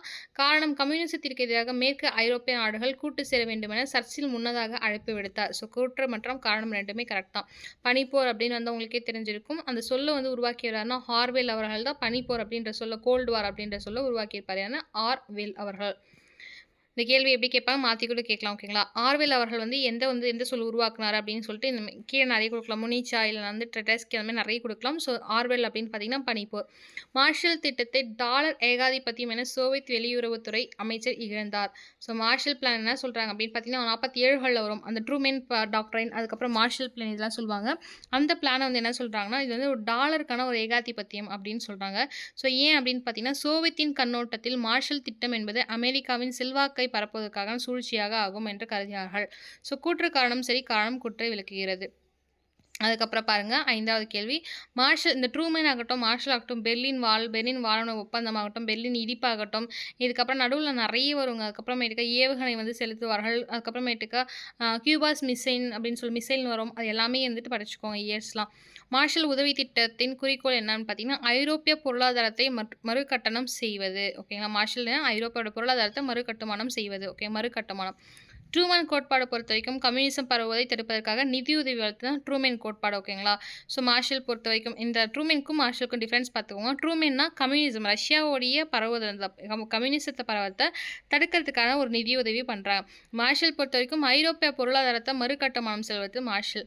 ஸோ கீழ் காண்பவற்றில் காலவரிசைப்படி ஒழுங்கு செய்வோம் அப்படின்னு கொடுத்துருக்காங்க. முதல் அப்படின்னு பார்த்தீங்கன்னா நேட்டோ வரும். Okay north Atlantic treaty organisation. அதுக்கப்புறம் பார்த்தீங்கன்னா வந்து சென்டோ வரும். ஓகேங்களா? அதுக்கப்புறம் பார்த்தீங்கன்னா வந்துட்டு வெர்சா உடன்படிக்கை உங்களுக்கு எப்போ 55 உங்களுக்கு தெரிஞ்சிருக்கும். அதுக்கப்புறம் சிட்டோ சாரி ஓகே. ஃபஸ்ட்டு வந்து நேட்டோ வரும். நேட்டோ வந்து நார்த் அட்லாண்டிக் ட்ரீட்டி ஆர்கனைசேஷன். அதுக்கப்புறம் பார்த்தீங்கன்னா சென்டோ வரும். அதுக்கப்புறம் சிட்டோ லாஸ்ட்டு தான் இந்த வெர்சா உடன்படிக்கை 55ல. ஸோ பாகதாத் உடன்படிக்கையில் குறிக்கோளாக இருந்தது அப்படின்னு பார்த்தீங்கன்னா கம்யூனிஸ்ட்டுகள் வந்துட்டு செல்வாக்கை தடுப்பது வந்து பாக்தாத் உடன்படிக்கை குறிக்கோளாக இருந்தது. கம்யூனிசத்துடைய செல்வாக்கை வந்துட்டு பாக்தாத் பண்ணுறது உடன்படிக்கை. ஓகேங்களா? ஸோ லெபனானின் அமெரிக்க தலையிட்டதை எதிர்த்தார்கள்னா ஈராக் நாட்டவர்கள் வந்து லெபனானில் நீங்கள் எப்படி அமெரிக்கா தலையிடலாம் அப்படின்னு எதிர்த்துருக்காங்க. ஓகேங்களா? எந்த நாடு? ஈராக். 3ஆம் உலகம் என்ற புத்தகத்தை உருவாக்கியவர்னா ஆல்பர்ட் சாவே அவர்கள். எனது 3ஆம் உலகம் அப்படின்ற புத்தகத்தை உருவாக்கியவர் அப்படின்னா ஆல்பர்ட் சாவே அவர்கள். Okay. So first second world war நடந்துச்சு. 3வது ஒரு வேர்ல்டு வார் வந்து எல்லாம் செத்து போயிருவீங்க அப்படின்னு சொல்கிறாரு. ஞாபகம் வச்சுக்கோங்க. 3ஆம் சாவே. ஓகே யார்? ஆல்பர்ட் சாவே அவர்கள். இந்தோனேஷியா பொறுத்த வரைக்கும் சுகர்னோ உங்களுக்கே தெரிஞ்சிருக்கும். எகிப்து பொறுத்த வரைக்கும் இவங்களாம் யார் அப்படின்னு பார்த்தீங்கன்னா வந்துட்டு இந்த பஞ்சஷீல் கொள்கையாக இருக்கும் பார்த்தீங்களா? பஞ்சஷீல் ஆகட்டும் பஞ்சஷீல் வந்து இந்தியாவுக்கும் சீனாவுக்கும் போட்டிருப்பாங்க. அதுக்கு முன்னாடி லீக் ஆஃப் நேஷன்ஸ் ஆகட்டும் இல்லை வந்து நான் அலைன் மூவ்மெண்ட் ஆகட்டும் அதில் கலந்துக்கிட்டவங்க தான் ஒரு நாட்டை சேர்ந்தவர்கள். இந்தோனேஷியா பொறுத்த வரைக்கும் சுகர்னோ அவர்கள் அவர் வந்து 30கள் வந்து கைது செய்யப்படுவார். ஓகேங்களா? அதுக்கப்புறம் கட்சி கலைக்கப்படும். எகிப்தை சார்ந்த வரைக்கும் கமல் அப்துல் நாசர் அவர்கள் உங்களுக்கே தெரிஞ்சிருக்கும். கானை பொறுத்த வரைக்கும் யார் அப்படின்னு பார்த்தா டிட்டோ. கானா பொறுத்த வரைக்கும் குவாமி நுக்குருமா அவர்கள். யுகோஸ்லோவியா தான் டிட்டோ அவர்கள். இந்தியா பொறுத்த வரைக்கும் ஜவஹர்லால் நேரு. ஓகே. ஸோ யுகோஸ்லோவியா யார்? டிட்டோ அவர்கள். கானா பொறுத்த வரைக்கும் குவாமி நுக்குருமா அவர்கள். ஓகேங்களா? 12வது கேள்வி. அணிசரா இயக்கத்தின் முதல் உச்சி மாநாடு எங்கே நடந்துச்சு பார்த்தா பெய்ஜிங். உங்களுக்கே தெரியும். நாம்னு சொல்லும் பார்த்தீங்கன்னா அந்த அணிசரா இயக்கத்துடைய முதல் உச்சி மாநாடு பெய்ஜிங்கில். பன்னாட்டு சங்கம் ஒரு தோல்வி என்பதை 2ஆம் உலகப் போருக்கு நிரூபித்தது. கரெக்ட் தான். ஏன்னா ஃபஸ்ட்டுலேயே வந்துட்டு என்ன பண்ணுவாங்க, போர் வந்துட்டு வரக்கூடாது, இறையாண்மை மதிக்கணும் அப்படின்னு நிறைய விஷயம் பண்ணுவாங்க. அதெல்லாம் மீறி போர்வு செய்வாங்க. ஓகேங்களா? ஸோ மற்றொரு போர் ஏற்படாவன்மை தடுக்க ஒரு சக்தி வாய்ந்த அமைப்பை உருவாக்க வேண்டியதன் அவசியத்தை தலைவர்கள் உணர்ந்தார்கள். கூற்று காரணம் ரெண்டுமே கரெக்டாக. அதுக்கப்புறம் தான் யுஎன்ஓ போன்ற குழுக்களில் வந்து அமைப்பாங்க. 14வது கேள்வி. ஐக்கிய நாடுகள் சபை. ஓகேங்களா? ஸோ யுஎன்ஓவில் 1945 அக்டோபர் மாதம் 24ஆம் தேதி உருவாக்குறாங்க. அப்போ வந்து எத்தனை உறுப்பினர்கள் இருந்தாங்களோ 51 உறுப்பினர்களுடன் 24ஆம் தேதி அக்டோபர் மாதம் 1945 உருவாக்குறாங்க. ஸோ இக்கூற்றுகள் சரியானவை பார்த்தீங்கன்னா மேற்கண்ட அனைத்தும் தான். ஐக்கிய நாடுகள் சபையின் தோற்றம் பனிப்போரின் தொடக்கத்துடன் ஒருங்கே நடைபெற்றது. பனிப்போர் காலகட்டத்தில் போர்கள் நிகழாமல் தடுப்பதில் ஐநா சபை முக்கிய பங்கேற்றது. பாதுகாப்பு சபையின் நிரந்தர உறுப்பினர்கள் தொடர்புடைய பிரச்சனைகளின் ஐநா சபை மௌனமான பார்வையாளராக இருந்தது. ஸோ சூயிஸ் கால்வாய் பற்றி உங்களுக்கே தெரியும். மெடிட்டரேனியன் சீன்னு சொல்லுவாங்க. மத்திய தரைக்கடலுடன் இணைக்கிறதுக்காக சூயிஸ் கால்வாய் செங்கடல் இருக்குது பார்த்தீங்களா? அதை இணைக்கிறதுன்னு பார்த்தீங்கன்னா மத்திய தரைக்கடலுடன் அந்த இது வந்து இணைக்கிறதுன்னு சொல்கிறாங்க.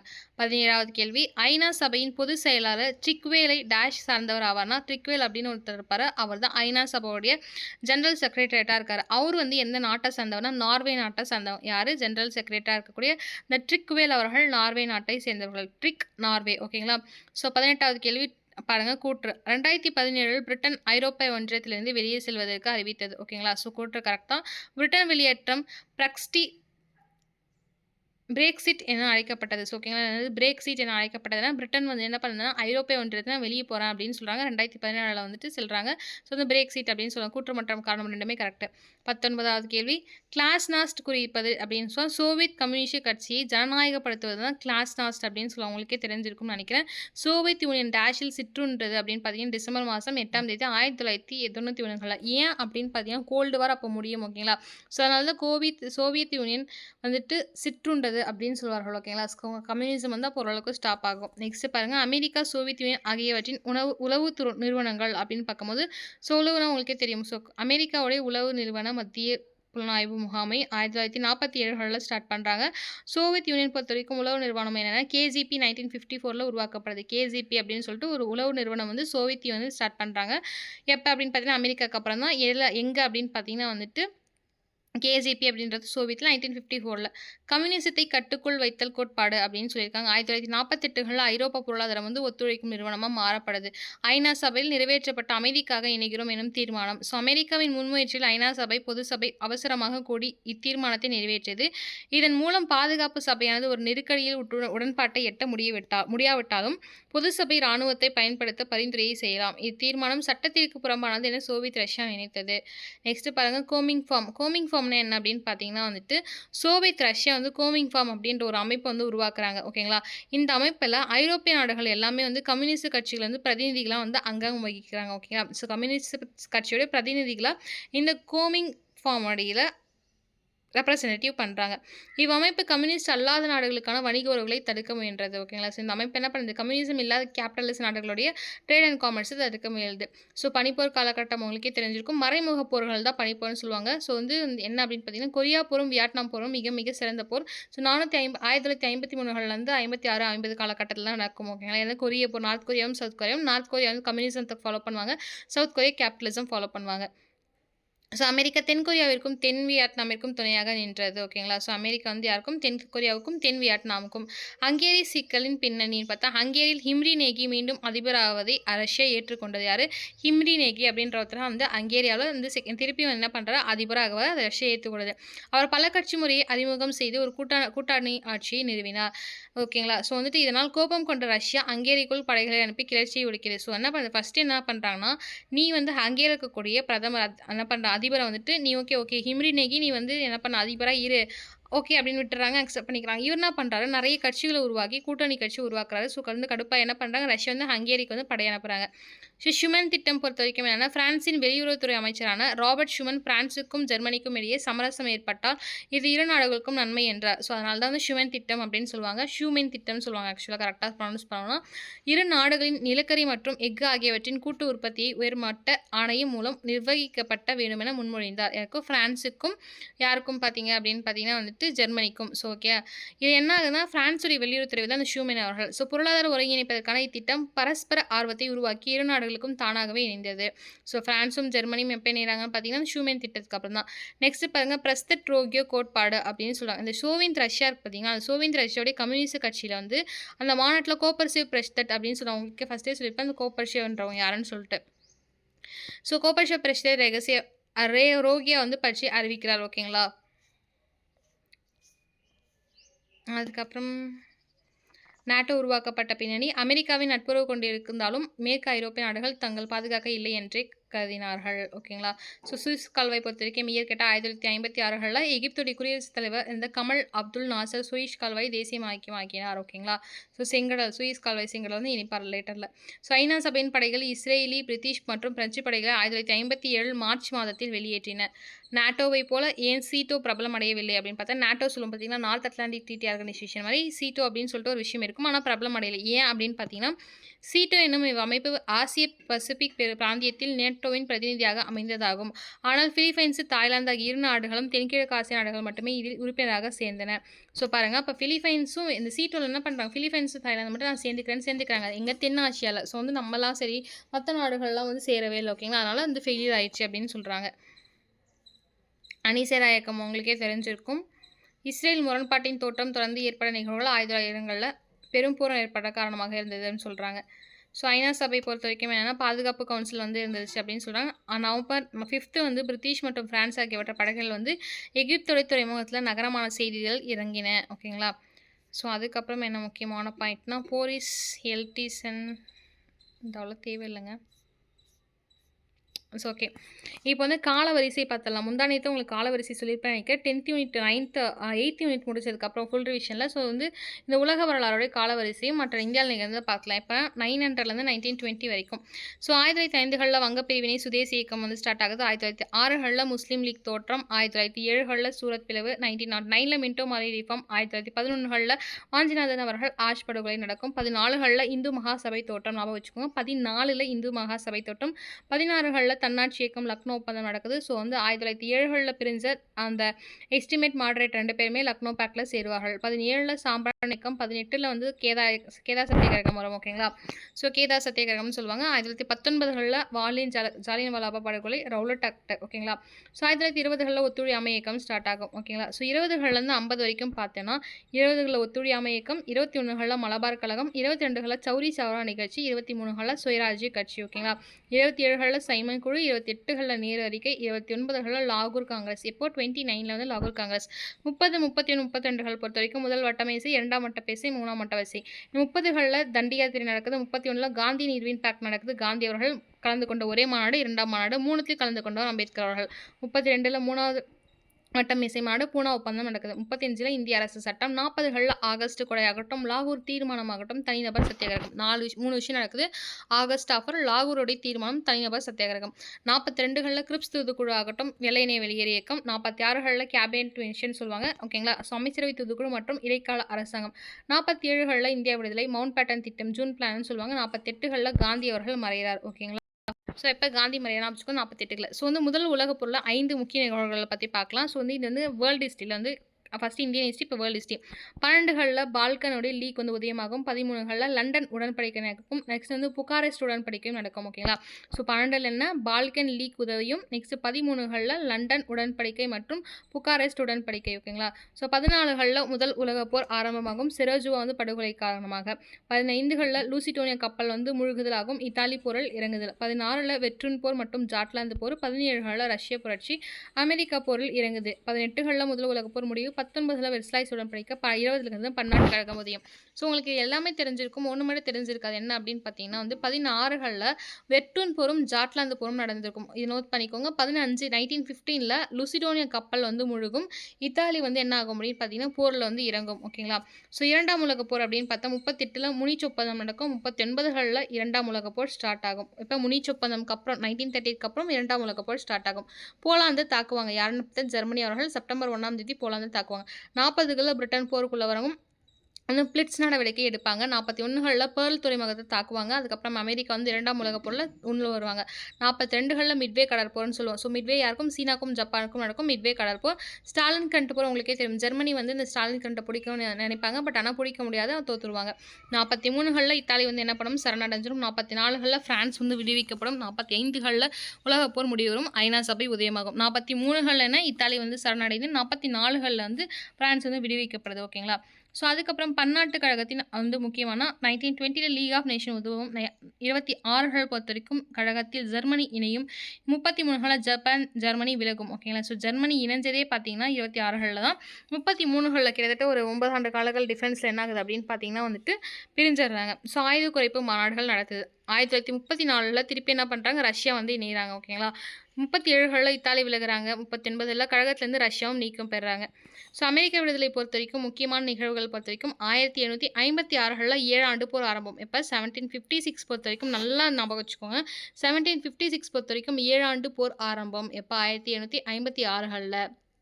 ஸோ வந்து 1763கள் பொறுத்த வரைக்கும் 7 ஆண்டு போர் முடியுது. ஸோ எப்போ ஸ்டார்ட் ஆகி 56ல் ஸ்டார்ட் ஆகி 63களில் முடியுது. ஸோ சர்க்கரை சட்டம் வந்து 2ஆக சொல்லியிருப்பாங்க. ஓகேங்களா. ஸோ வந்துட்டு நல்லா வச்சுக்கோங்க. அதுக்கு முன்னாடி வந்துட்டு என்ன அப்படின்னு பார்த்தீங்கன்னா 63ல் இன்னொன்றுமே வந்து ரொம்ப இம்பார்ட்டண்டாக தான் வரும். ஓகேங்களா. ஸோ 1864களில் சர்க்கரை சட்டம். ஓகேங்களா. இப்போ சர்க்கரை சட்டம் வந்து 64. ஓகேங்களா.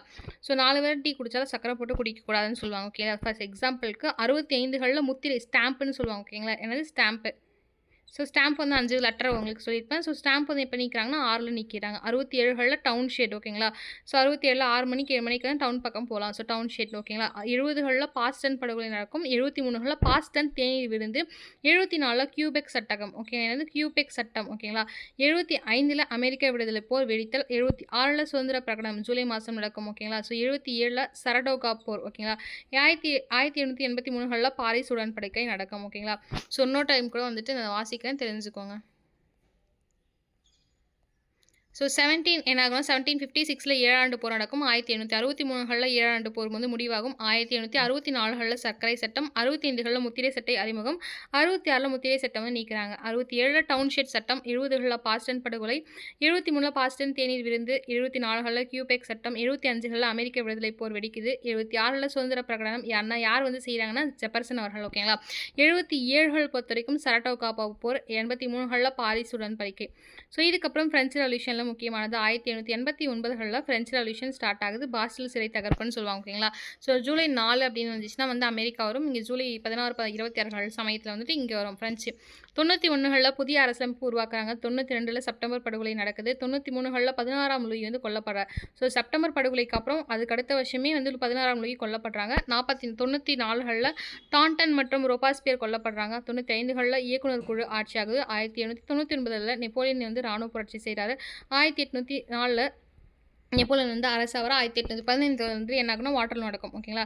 ஸோ 1789ல் ஸ்டார்ட் ஆகுது. 1799ல் வந்து நெப்போலியன் இணைகிறார். 10 வருஷம் கேப்பு. 91கள் பொறுத்த வரைக்கும் புதிய அரசியலமைப்பு உருவாக்குறாங்க. 92ல் செப்டம்பர் படுகொலை. 93ல் லூயி அவர்கள் கொல்லப்படுறாரு. 94 அதுக்கு அடுத்த வருஷமே டான்டன் மற்றும் ரோபோஸ்பியரை கொல்றாங்க. ஸோ கொல்றதே பாருங்கள் 92 93 94ல் கொல்லப்படுறாங்க. ஸோ 95ல் கொன்னதுக்கப்புறம் ஒரு குழு உருவாக்குறாங்க. 99களில் நெப்போலியன் அவர்கள் இராணுவ புரட்சியில் இருக்கிறாரு. 1804களில் நெப்போலியன் பேரரசு ஆகிறார் ஓகேங்களா. அதுக்கப்புறம் என்னென்னா 1900 1950 வரைக்கும் இந்தியாவில் நடந்தது. ஸோ ஃபஸ்ட் டைம் பார்த்துட்டோம். ஸோ டைம் பார்த்துக்கலாம். 1905 பொறுத்த வரைக்கும் வங்க பிரிவினை சுதேசி இயக்கம். 1906களில் முஸ்லீம் லீக் தோற்றம். 7ல் வந்து சூரத் பிளவு. 1909களில் மின்டோ மாலி சீர்திருத்தம். 11ல் ஆஷ்கோட் படுகொலை. 14ல் இந்து மகாசபை தோற்றம். 15களில் இந்து மகாசபை தோற்றத்தில் முதல் மாநாடுன்னு கேட்டால் 15 ஃபஸ்ட்டு தோற்றம் வந்து 14களில். ஸோ முதல் மாநாடு எங்கே நடந்துச்சுன்னு கீழே கமெண்ட் பண்ணுங்கள். 1916களில் தன்னாட்சி இயக்கம் லக்னோ பேக்ட். 17களில் சாம்பிரான் சத்தியாகிரகம். 18களில் வந்துட்டு அலகாபாத் உடைய அந்த மில்லோட இதுவும் நெக்ஸ்ட் கேதார் சத்தியாகிரகமும் நடக்கும் ஓகேங்களா. 19களில் ரோவ்லட் சட்டம் மற்றும் ஜாலியன்வாலா படுகொலை. 20களில் ஒத்துழையாமை இயக்கம். 21களில் மலபார் கிளர்ச்சி. 22களில் சௌரி சௌரா நிகழ்ச்சி. 23களில் சிஆர் தாஸ் அவர்களும் மோதிலால் நேரு அவர்களும் உருவாக்கிய சுயராஜ்ய கட்சி. 27களில் சைமன் குழு. 28ல் நேரு அறிக்கை. 29களில் லாகூர் காங்கிரஸ். இப்போ 1929ல் லாகூர் காங்கிரஸ். 30, 31, 32ல் வட்டமேசை மாநாடுகள் நடக்கும். 30களில் தண்டி யாத்திரை முதலாம் வட்டமேசை மாநாடு. 31களில் 2வது வட்டமேசை மாநாடு காந்தி இர்வின் ஒப்பந்தம். 33ல் 3வது வட்டமேசை மாநாடு பூனா ஒப்பந்தம். 35களில் இந்திய அரசு சட்டம். 1940களில் ஆகஸ்ட் கொடை மற்றும் லாகூர் தீர்மானம். ஆகஸ்ட் கொடையும் லாகூர் தீர்மானமும் ஒரு இடத்துல நடக்குது. 42களில் வெள்ளையனை வெளியேறு இயக்கம். கிரிப்ஸ் தூதுக்குழு ஓகேங்களா. நெக்ஸ்ட் 45களில் வேவல் திட்டம் மற்றும் சிம்லா மாநாடு. 46களில் அமைச்சரவை தூதுக்குழு மற்றும் இடைக்கால அரசாங்கம். 47களில் இந்தியா விடுதலை அடைத்து ஜூன் பிளான் அதாவது மவுண்ட் பேட்டன் பிளான் சொல்லும். 48களில் காந்தியடிகள் மறைவு. 50களில் இந்திய குடியரசு ஓகேங்களா. ஸோ அதுக்கப்புறமேட்டுக்கா இங்கே என்னென்னா இப்போ ஃபுல்லாக வந்து நம்ம ஃபஸ்ட்டு பார்த்தது ஃபுல்லாக படிக்கலாம். 1901களில் பொறுத்த வரைக்கும் பாக்ஸார் கிளர்ச்சி நடக்குது. பாக்ஸார் கிளர்ச்சின்னு சொல்லுவாங்க. 4களில் ரஷ்யாவும் ஜப்பானும் போர் நடக்குது. 1905களில் ரத்தனி ஆயிருன்னு சொல்கிறாங்க. 1907களில் முக்கூட்டு நட்பு உருவாக்கமாகுது. 1908களில் போஸ்னியாக்கில் சிக்கல் நடக்குது. 1914கள் என்ன அப்படின்னு பார்த்தீங்கன்னா சீன புரட்சி. 12களில் மஞ்சு வம்சம் ஆட்சி முடியுது. நான் ஃபஸ்ட்டே சொல்லியிருப்பேன் 11ல் வந்து ஆல்மோஸ்ட் முடிக்கும் சொன்னேன். 12ல் வந்து ஃபுல்லாகவே இந்த மஞ்சு வம்சம் ஆட்சி முடியும். பால்கன் லீக் உதயமாகுது. 12களில் 13களில் லண்டன் உடன்படிக்கை மற்றும் புக்காரெஸ்ட் உடன்படிக்கை வந்து 13களில் நடக்குது. 14களில் முதல் உலக போர் ஸ்டார்ட் ஆகுது. சிராஜிவோ வந்து படுகொலை செய்கிறாங்க. 15களில் லுசிடோனியோட கப்பல் முழுகுது. 16ல் வெட்ரூன் மற்றும் ஜாட்லாந்து. இதுதான் நீங்கள் படிச்சிருக்க மாட்டேங்கன்னு சொன்னேன். 16களில் வெட்ரூன் மற்றும் ஜாட்லாந்து. இங்கே ஹோம் ரூல் ஆகும்போது அங்கே வெட்ரூன் மற்றும் ஜாட்லாந்து. 15களில் கப்பல் முழங்கும். 17ல் ரஷ்ய புரட்சி அமெரிக்க போரில் இறங்குது. 18களில் முதல் உலக போர் மாநாடு. 1919ல் வெர்சாய்ஸ் உடன்படிக்கை. 1920களில் பன்னாட்டு கழக உதயமாகுது. 25களில் சன் யாட் சென் மறைவாக. இப்போ 25 இங்கே செல்ஃப் ரெஸ்பெக்ட் மூமெண்ட் இந்தியாவில். இங்கே சன் யாட் சென் மறைவு. 26களில் பன்னாட்டு கழகத்தில் வந்து ஜெர்மனி இணைகிறாங்க ஓகேங்களா. 20களில் லீக் ஆஃப் நேஷன்ஸ் ஸ்டார்ட் பண்ணுவாங்க. 6 வருஷம் கழிச்சு ஜெர்மனி இணைகிறாங்க. 28கள் அதே போல் 1918 பொறுத்த வரைக்கும் பிரெஸ்லாவெட்ஸ்கி அப்படின்னு சொல்லிட்டு ஒரு ட்ரீ நடக்கும் எங்கள் முசோலினி கிட்ட. 28களில் கெல்லாக் பிரயாண்ட் ஒப்பந்தம் நடக்கும். 29களில் பொருளாதார பெருமந்தம் ஸ்டார்ட் ஆகும். ஓகே 29 ரொம்ப ரொம்ப ரொம்ப இம்பார்ட்டன்டான இயர். 1929ல 2 விஷயம் நடக்கும். என்னன்னா லேட்டான உடன்படிக்கையும் பொருளாதார மந்தமும் நடக்கும். 31களில் மஞ்சூரியா நெருக்கடியாகும். 33களில் ஆயுத குறைப்பு மாநாடு. 39களில் மாவோவின் நீண்ட பயணம். ஓகேங்களா மாவோவோட நீண்ட பயணம். 33ல் ஆயுத குறைப்பு மாநாடு, மாவோவின் நீண்ட பயணம். 35ல் இத்தாலியின் எத்தியோப்பிய படையெடுப்பு. எப்போ 1935ல் இத்தாலி வந்து எத்தியோப்பியா மீது படையெடுக்கிறாங்க. 38ல் முனிச் ஒப்பந்தம். அதுக்கப்புறமா வந்துட்டு 2ஆம் உலகப் போர் ஸ்டார்ட் ஆகுது. போலாந்து மீது ஜெர்மனி தாக்குதல் ஏற்படுத்துறாங்க. 40களில் பிரிட்டன் போர் நடக்குது. பிலிட்ஸ் நடவடிக்கை நடக்கிறாங்க. எப்போ 40களில் பிரிட்டன் வந்து போர் நடக்குது. நெக்ஸ்ட் பிலிட்ஸ் நடவடிக்கை. 41களில் பர்ல் துறைமுகம் தாக்குறாங்க. 42களில் மிட்வே கடற்போர் மற்றும் ஸ்டாலின் கட் வந்து போர் நடக்குது. எப்போ 1942ன்னு கேட்டாங்கன்னா இங்கே வந்து என்ன நடக்கும் அப்படின்னு பார்த்தீங்கன்னா வெள்ளையனே வெளியேறு இயக்கம் நடந்துட்டு இருக்கும். அங்கே பார்த்தீங்கன்னா என்னன்னா மிட்வே, அதாவது சீனாவுக்கும் ஜப்பானுக்கும் மிட்வே நடந்துட்டு இருக்கும். ஓகேங்களா அதுக்கப்புறமேட்டுக்கா என்ன அதே டைம்லன்னு பார்த்தீங்கன்னா வந்துட்டு ஸ்டாலின் கட்டை வந்துட்டு ஜெர்மனி வந்து பிடிக்க முயல்வாங்க. பட் பிடிக்காம போயிடுவாங்க, தோற்றுருவாங்க. பிகாஸ் 43களில் என்ன பண்ண இத்தாலி வந்து சரணடைஞ்சிருவாங்க. 44களில் ஃப்ரான்ஸ் வந்து விடுவிக்கப்படும். 45களில் 2ஆம் உலகப் போர் முடியும். ஐநா சபை உதயமாகும். 46களில் பாருங்கள் நமக்கு முன்னாடி பிலிப்பைன்ஸ் வந்து விடுதலை அடைஞ்சிடறாங்க. 47ல் ட்ரூமேன் திட்டம். 48ல் மார்ஷல் திட்டம். 49களில் நேட்டோடைய ஒப்பந்தம். சீன மக்கள் வந்து குடியரசு உதயமாகுது. 50களில் கொரிய போர். 50 to 53 56களில் கொரிய போர் நடக்கும். ஓகேங்களா ஸோ சபையின் பார்த்த வரைக்கும் 1945களில் ஐநா சபை உதயமாகும். 1947களில் ட்ரூமேன் திட்டம், அதாவது அமெரிக்காவுடைய உளவு நிறுவனம் CIA உதயமாகும். 48களில் மார்ஷல் திட்டம், இஸ்ரேல் நாடு உதயமாகும். ஸோ ஒவ்வொரு திட்டத்திலையும் ஒவ்வொரு உதயமாகும். 47 ட்ரூமன் பொறுத்த வரைக்கும் மார்ச் மாதம் ஸ்டார்ட் ஆகும். ஓகேங்களா ஸோ அமெரிக்க உளவு நிறுவனம் CIA உதயமாகும். ஸோ மார்ஷல் திட்டம் சில இடத்துல வந்து புக்கில் 47 கொடுத்துருப்பாங்க, 48 கொடுத்துருப்பாங்க, செக் பண்ணிக்கோங்க. இஸ்ரேல் நாடு உதயமாகும். ஸோ வந்து ஜூன் மாதம் மார்ஷல் திட்டம் வந்து ஸ்டார்ட் ஆகும். மார்ச் மாதம் ட்ரூமேன் திட்டம். நேட்டோ பொறுத்த வரைக்கும் 1949களில் நேட்டோ ஒப்பந்தம் இதுவாகும். மாலட்டோவா அப்படின்ற ஒரு திட்டம் வந்து செயல்படும். ஷூமன் பொறுத்த வரைக்கும் கொரிய போர் உங்களுக்கே தெரிஞ்சிருக்கும். 51களில் ஆன்சஸ் ஒப்பந்தம் நடக்கும். அந்த ஆன்சஸ் ஒப்பந்தம்ல ECS வந்து உதயமாகும். ஏன்னா ஆன்சஸ் ஒப்பந்தம் ECS உதயமாகும். 1954களில் சீட்டோ ஒப்பந்தம், அதாவது சீட்டோ வந்து என்ன அப்படின்னு பார்த்தீங்கன்னா நேட்டோ மாதிரி சீட்டோ ஒன்று ரஷ்யாவும் தாய்லாந்தும் பிலிப்பைன்ஸ் மட்டும் தான் கலந்துருப்பாங்க. ரஷ்யா உணவு நிறுவனம் வந்து KGP வந்து இந்த சீட்டோவுக்கு அப்புறம் தான் வருது. ஓகேங்களா 55களில் சென்டோ ஒப்பந்தம். நான் வந்து முன்னாடி வந்து 12th புக் பேக் கொஸ்டினில் இந்த கேள்வி கேட்டிருப்பாங்க. கிரானாலஜிக்கலாக பார்த்துக்கோங்க. சென்டோ வார்சா எல்லாமே எப்போனா பாண்டூங் கான்ஃபரன்ஸ், சென்டோ வார்சா எல்லாமே 1955 தான். ஆனால் வார்சா வந்து சென்டோக்கு அப்புறம் தான் நடக்கும். எப்படி வந்து அலகாபாத் மில்லும் வந்து கேதாவும் வருமோ அதே மாதிரி இங்கே. ஓகேங்களா 56களில் இந்த செங்கடலுக்கு கூட இணைப்பு நடக்கும். சூயிஸ் கால்வாய் சீக்கிரம் வந்து இது பண்ணுவாங்க. 1957களில் ஐரோப்பிய பொருளாதார சமூகம். நெக்ஸ்ட் 1960களில் ஐரோப்பிய சுதந்திர வணிக சங்கம். 1962களில் கியூபா. ஓகேங்களா 56ல் சியூஸ் கால்வாய். 57ல் ஐரோப்பா வந்து பொருளாதார சமுதாயம். 60களில் பார்த்தீங்கன்னா வந்து இது வந்து அமெரிக்கன் வார் ஆஃப் இண்டிபெண்டன்ஸ்லேயே வந்து எல்லாமே படிச்சுக்கோங்க. கோல்டு வாரில் வரும். ஐரோப்பிய சுதந்திர வணிக சங்கம். நெக்ஸ்ட் 62களில் கியூபா வந்து ஏவுகணை சிக்கல் இருக்குது. 64ல் வந்து பாலஸ்தீனம் விடுதலை இயக்கம் உதயம். 67களில் அரபு இஸ்ரேல் போர். 71களில் ஐநா சபையில் சீனா உறுப்பினர் ஆகுது. எப்போ 71ல் தான். 72களில் SALT I பேச்சுவார்த்தை. ஓகேங்க SCLT SALT பேச்சுவார்த்தை. 77களில் சிட்டோ கலைக்கப்படுறாங்க. பிகாஸ் தாய்லாந்து வந்து பிலிப்பைன்ஸ் மட்டும் தான் இருக்காங்க. 1979களில் சென்டோவும் கலைக்கப்படுது. Okay CENTO கலைக்கப்படுது. சால்ட்டோட 2வது பேச்சுவார்த்தை. 72களில் இங்கே ADMK ஸ்டார்ட் ஆகும். ஓகேங்களா ADMK அங்கே வந்து சால்ட் பேச்சுவார்த்தை. 79களில் SALT II பேச்சுவார்த்தை.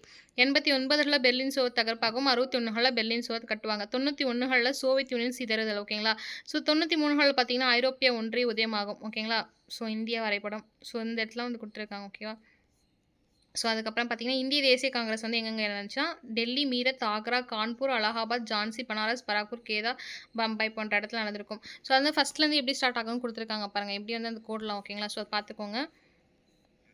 அதுக்கப்புறமேட்டுக்கு இந்திய தேசிய இயக்கம் பொறுத்த வரைக்கும் என்னென்னு பார்த்தீங்கன்னா ஜாலியன் வாலாபாக் அந்த இடம் பாருங்களேன் கரெக்டாக எங்கே கொடுத்துருக்காங்க. சபர்மதி குஜராத்தில், பர்தோலி, நாக்பூர், வர்தா, தண்டி, பாம்பே, மும்பை, பூனா, சதாரா, மദ്രാஸ், வேதாரண்யம்லாம் நடக்கும். ஓகேங்களா ஸோ இந்திய தேசிய இயக்கம் பொறுத்த வரைக்கும் எந்தெந்த நாட்டில் எந்தெந்த ஸ்டேட்டில் நடக்கும்னு கொடுத்துருக்காங்க. அதுக்கப்புறம் பார்த்தீங்கன்னா வந்து உலக வரைபடம். ஓகேங்களா ஸோ இங்கிலாந்து வந்து ரெட் கலர் இருக்கிறது இங்கிலாந்து, ப்ளூவில் இருக்கிறது ஜெர்மனி, இந்த சைடில் ப்ளூவில் இருக்கிறது ப்ளூவில் இந்தியா. இப்போ துருக்கி வந்து குட்டியாக இருக்க நாடு தான். அதுக்கு பக்கத்தில் தான் பல்கேரியா இவ்வளோ குட்டி கண்ட்ரி பாருங்க, ஆனால் இவ்வளோ விளாட்டுவாங்க. அதுக்கப்புறம் ஆஸ்திரியா அதோட குட்டி கண்ட்ரி, பல்கேரியாவோட ரொம்ப குட்டி.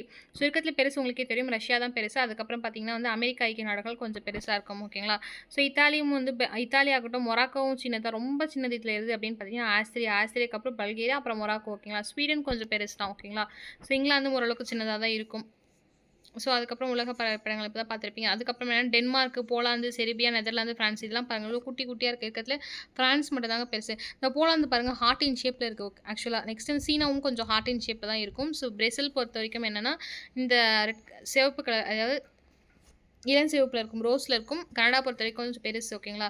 சீனா பொறுத்த வரைக்கும் ப்ளூ கலரில் இருக்கிறது ஓகேங்களா. நெக்ஸ்ட் என்ன அப்படின்னு பார்த்தீங்கன்னா, உலக வரைபடத்தில் இந்த நார்வே, பின்லாந்து, ஆஸ்திரேலியா, ருமேனியா, போர்லாந்து போன்ற நாடுகள்லாம் கொடுத்துருக்காங்க. அந்த வரத்தை பொறுத்து கொடுத்துருக்காங்க ஓகேங்களா. ஸோ உங்களுக்கு என்ன அப்படின்னு பார்த்தீங்கன்னா வந்துட்டு இதோட வந்துட்டு 10th யூனிட், அதாவது 9th அண்ட் 10th யூனிட்டை கவர் பண்ண மாதிரியும் ஆச்சு. 9வது 10வது யூனிட் கவர் பண்ணி அதோட என்ன அப்படின்னு பார்த்தீங்கன்னா வந்துட்டு 1 செகண்டுங்க, நெட்டும் ஆன்ல போல. சரி, நெக்ஸ்ட் என்ன அப்படின்னு பார்த்தீங்கன்னா வந்துட்டு 10, 11, 12, 13, 14, 15 ஓகேங்களா. ஸோ 10, 11 வந்து தனியாக அப்லோட் பண்ணியிருப்பேன். 12, 13, 14, 15 வந்து 9th and 10th unit cover பண்ணுறதுனால உங்களுக்கு வந்து ஒன்றா சேர்த்து இப்போ அப்லோட் பண்ணுறோம் ஓகேங்களா. ஸோ இன்னையோட வந்துட்டு என்ன பிஜிடி அரபிக்கான மொத்த சிலபஸும் முடிச்சாச்சு ஓகேங்களா. ஸோ வந்து இந்த ரோஜா பூ வாரம் நெக்ஸ்ட்டு வந்துட்டு இது மட்டும் நான் முடிஞ்சால் இன்றைக்கி ஈவினிங் அப்லோட் பண்ணுறேன் ஓகேங்களா. அது 3 மட்டும் பேலன்ஸ் இருக்கும், மற்ற எல்லாமே நம்ம பார்த்தாச்சு. So all the best aspirants, நல்லா எழுதுங்க. நாளைக்கு ஒரே நாள் தான் இருக்குது. ப்ரீவியஸ் இயர் கொஷின்ஸ் பேப்பர் எல்லாமே பாருங்கள். க்ரானாலஜிக்கல் போட்டு நான் உங்களுக்கு எழுத சொல்லியிருப்பேன், ஹிண்ட் வந்து எழுத சொல்லியிருப்பேன். அந்த ஹிண்ட் நோட்டும் க்ரானாலஜிக்கல் நோட்டும் பாருங்கள். இது எல்லாத்தையும் பார்த்து எஜுகேஷன் பேப்பரை மறந்துடாதீங்க. அதை ஒரு டைம் ரிவைஸ் பண்ணுங்கள். தென் தமிழ் ரொம்ப முக்கியம், தமிழ் ரிவைஸ் பண்ணுங்கள். All the best aspirants. உங்களுக்கு இந்த வீடியோ பிடிச்சிருந்தா தம்ஸ் அப் பண்ணுங்கள். நன்றி, வணக்கம்.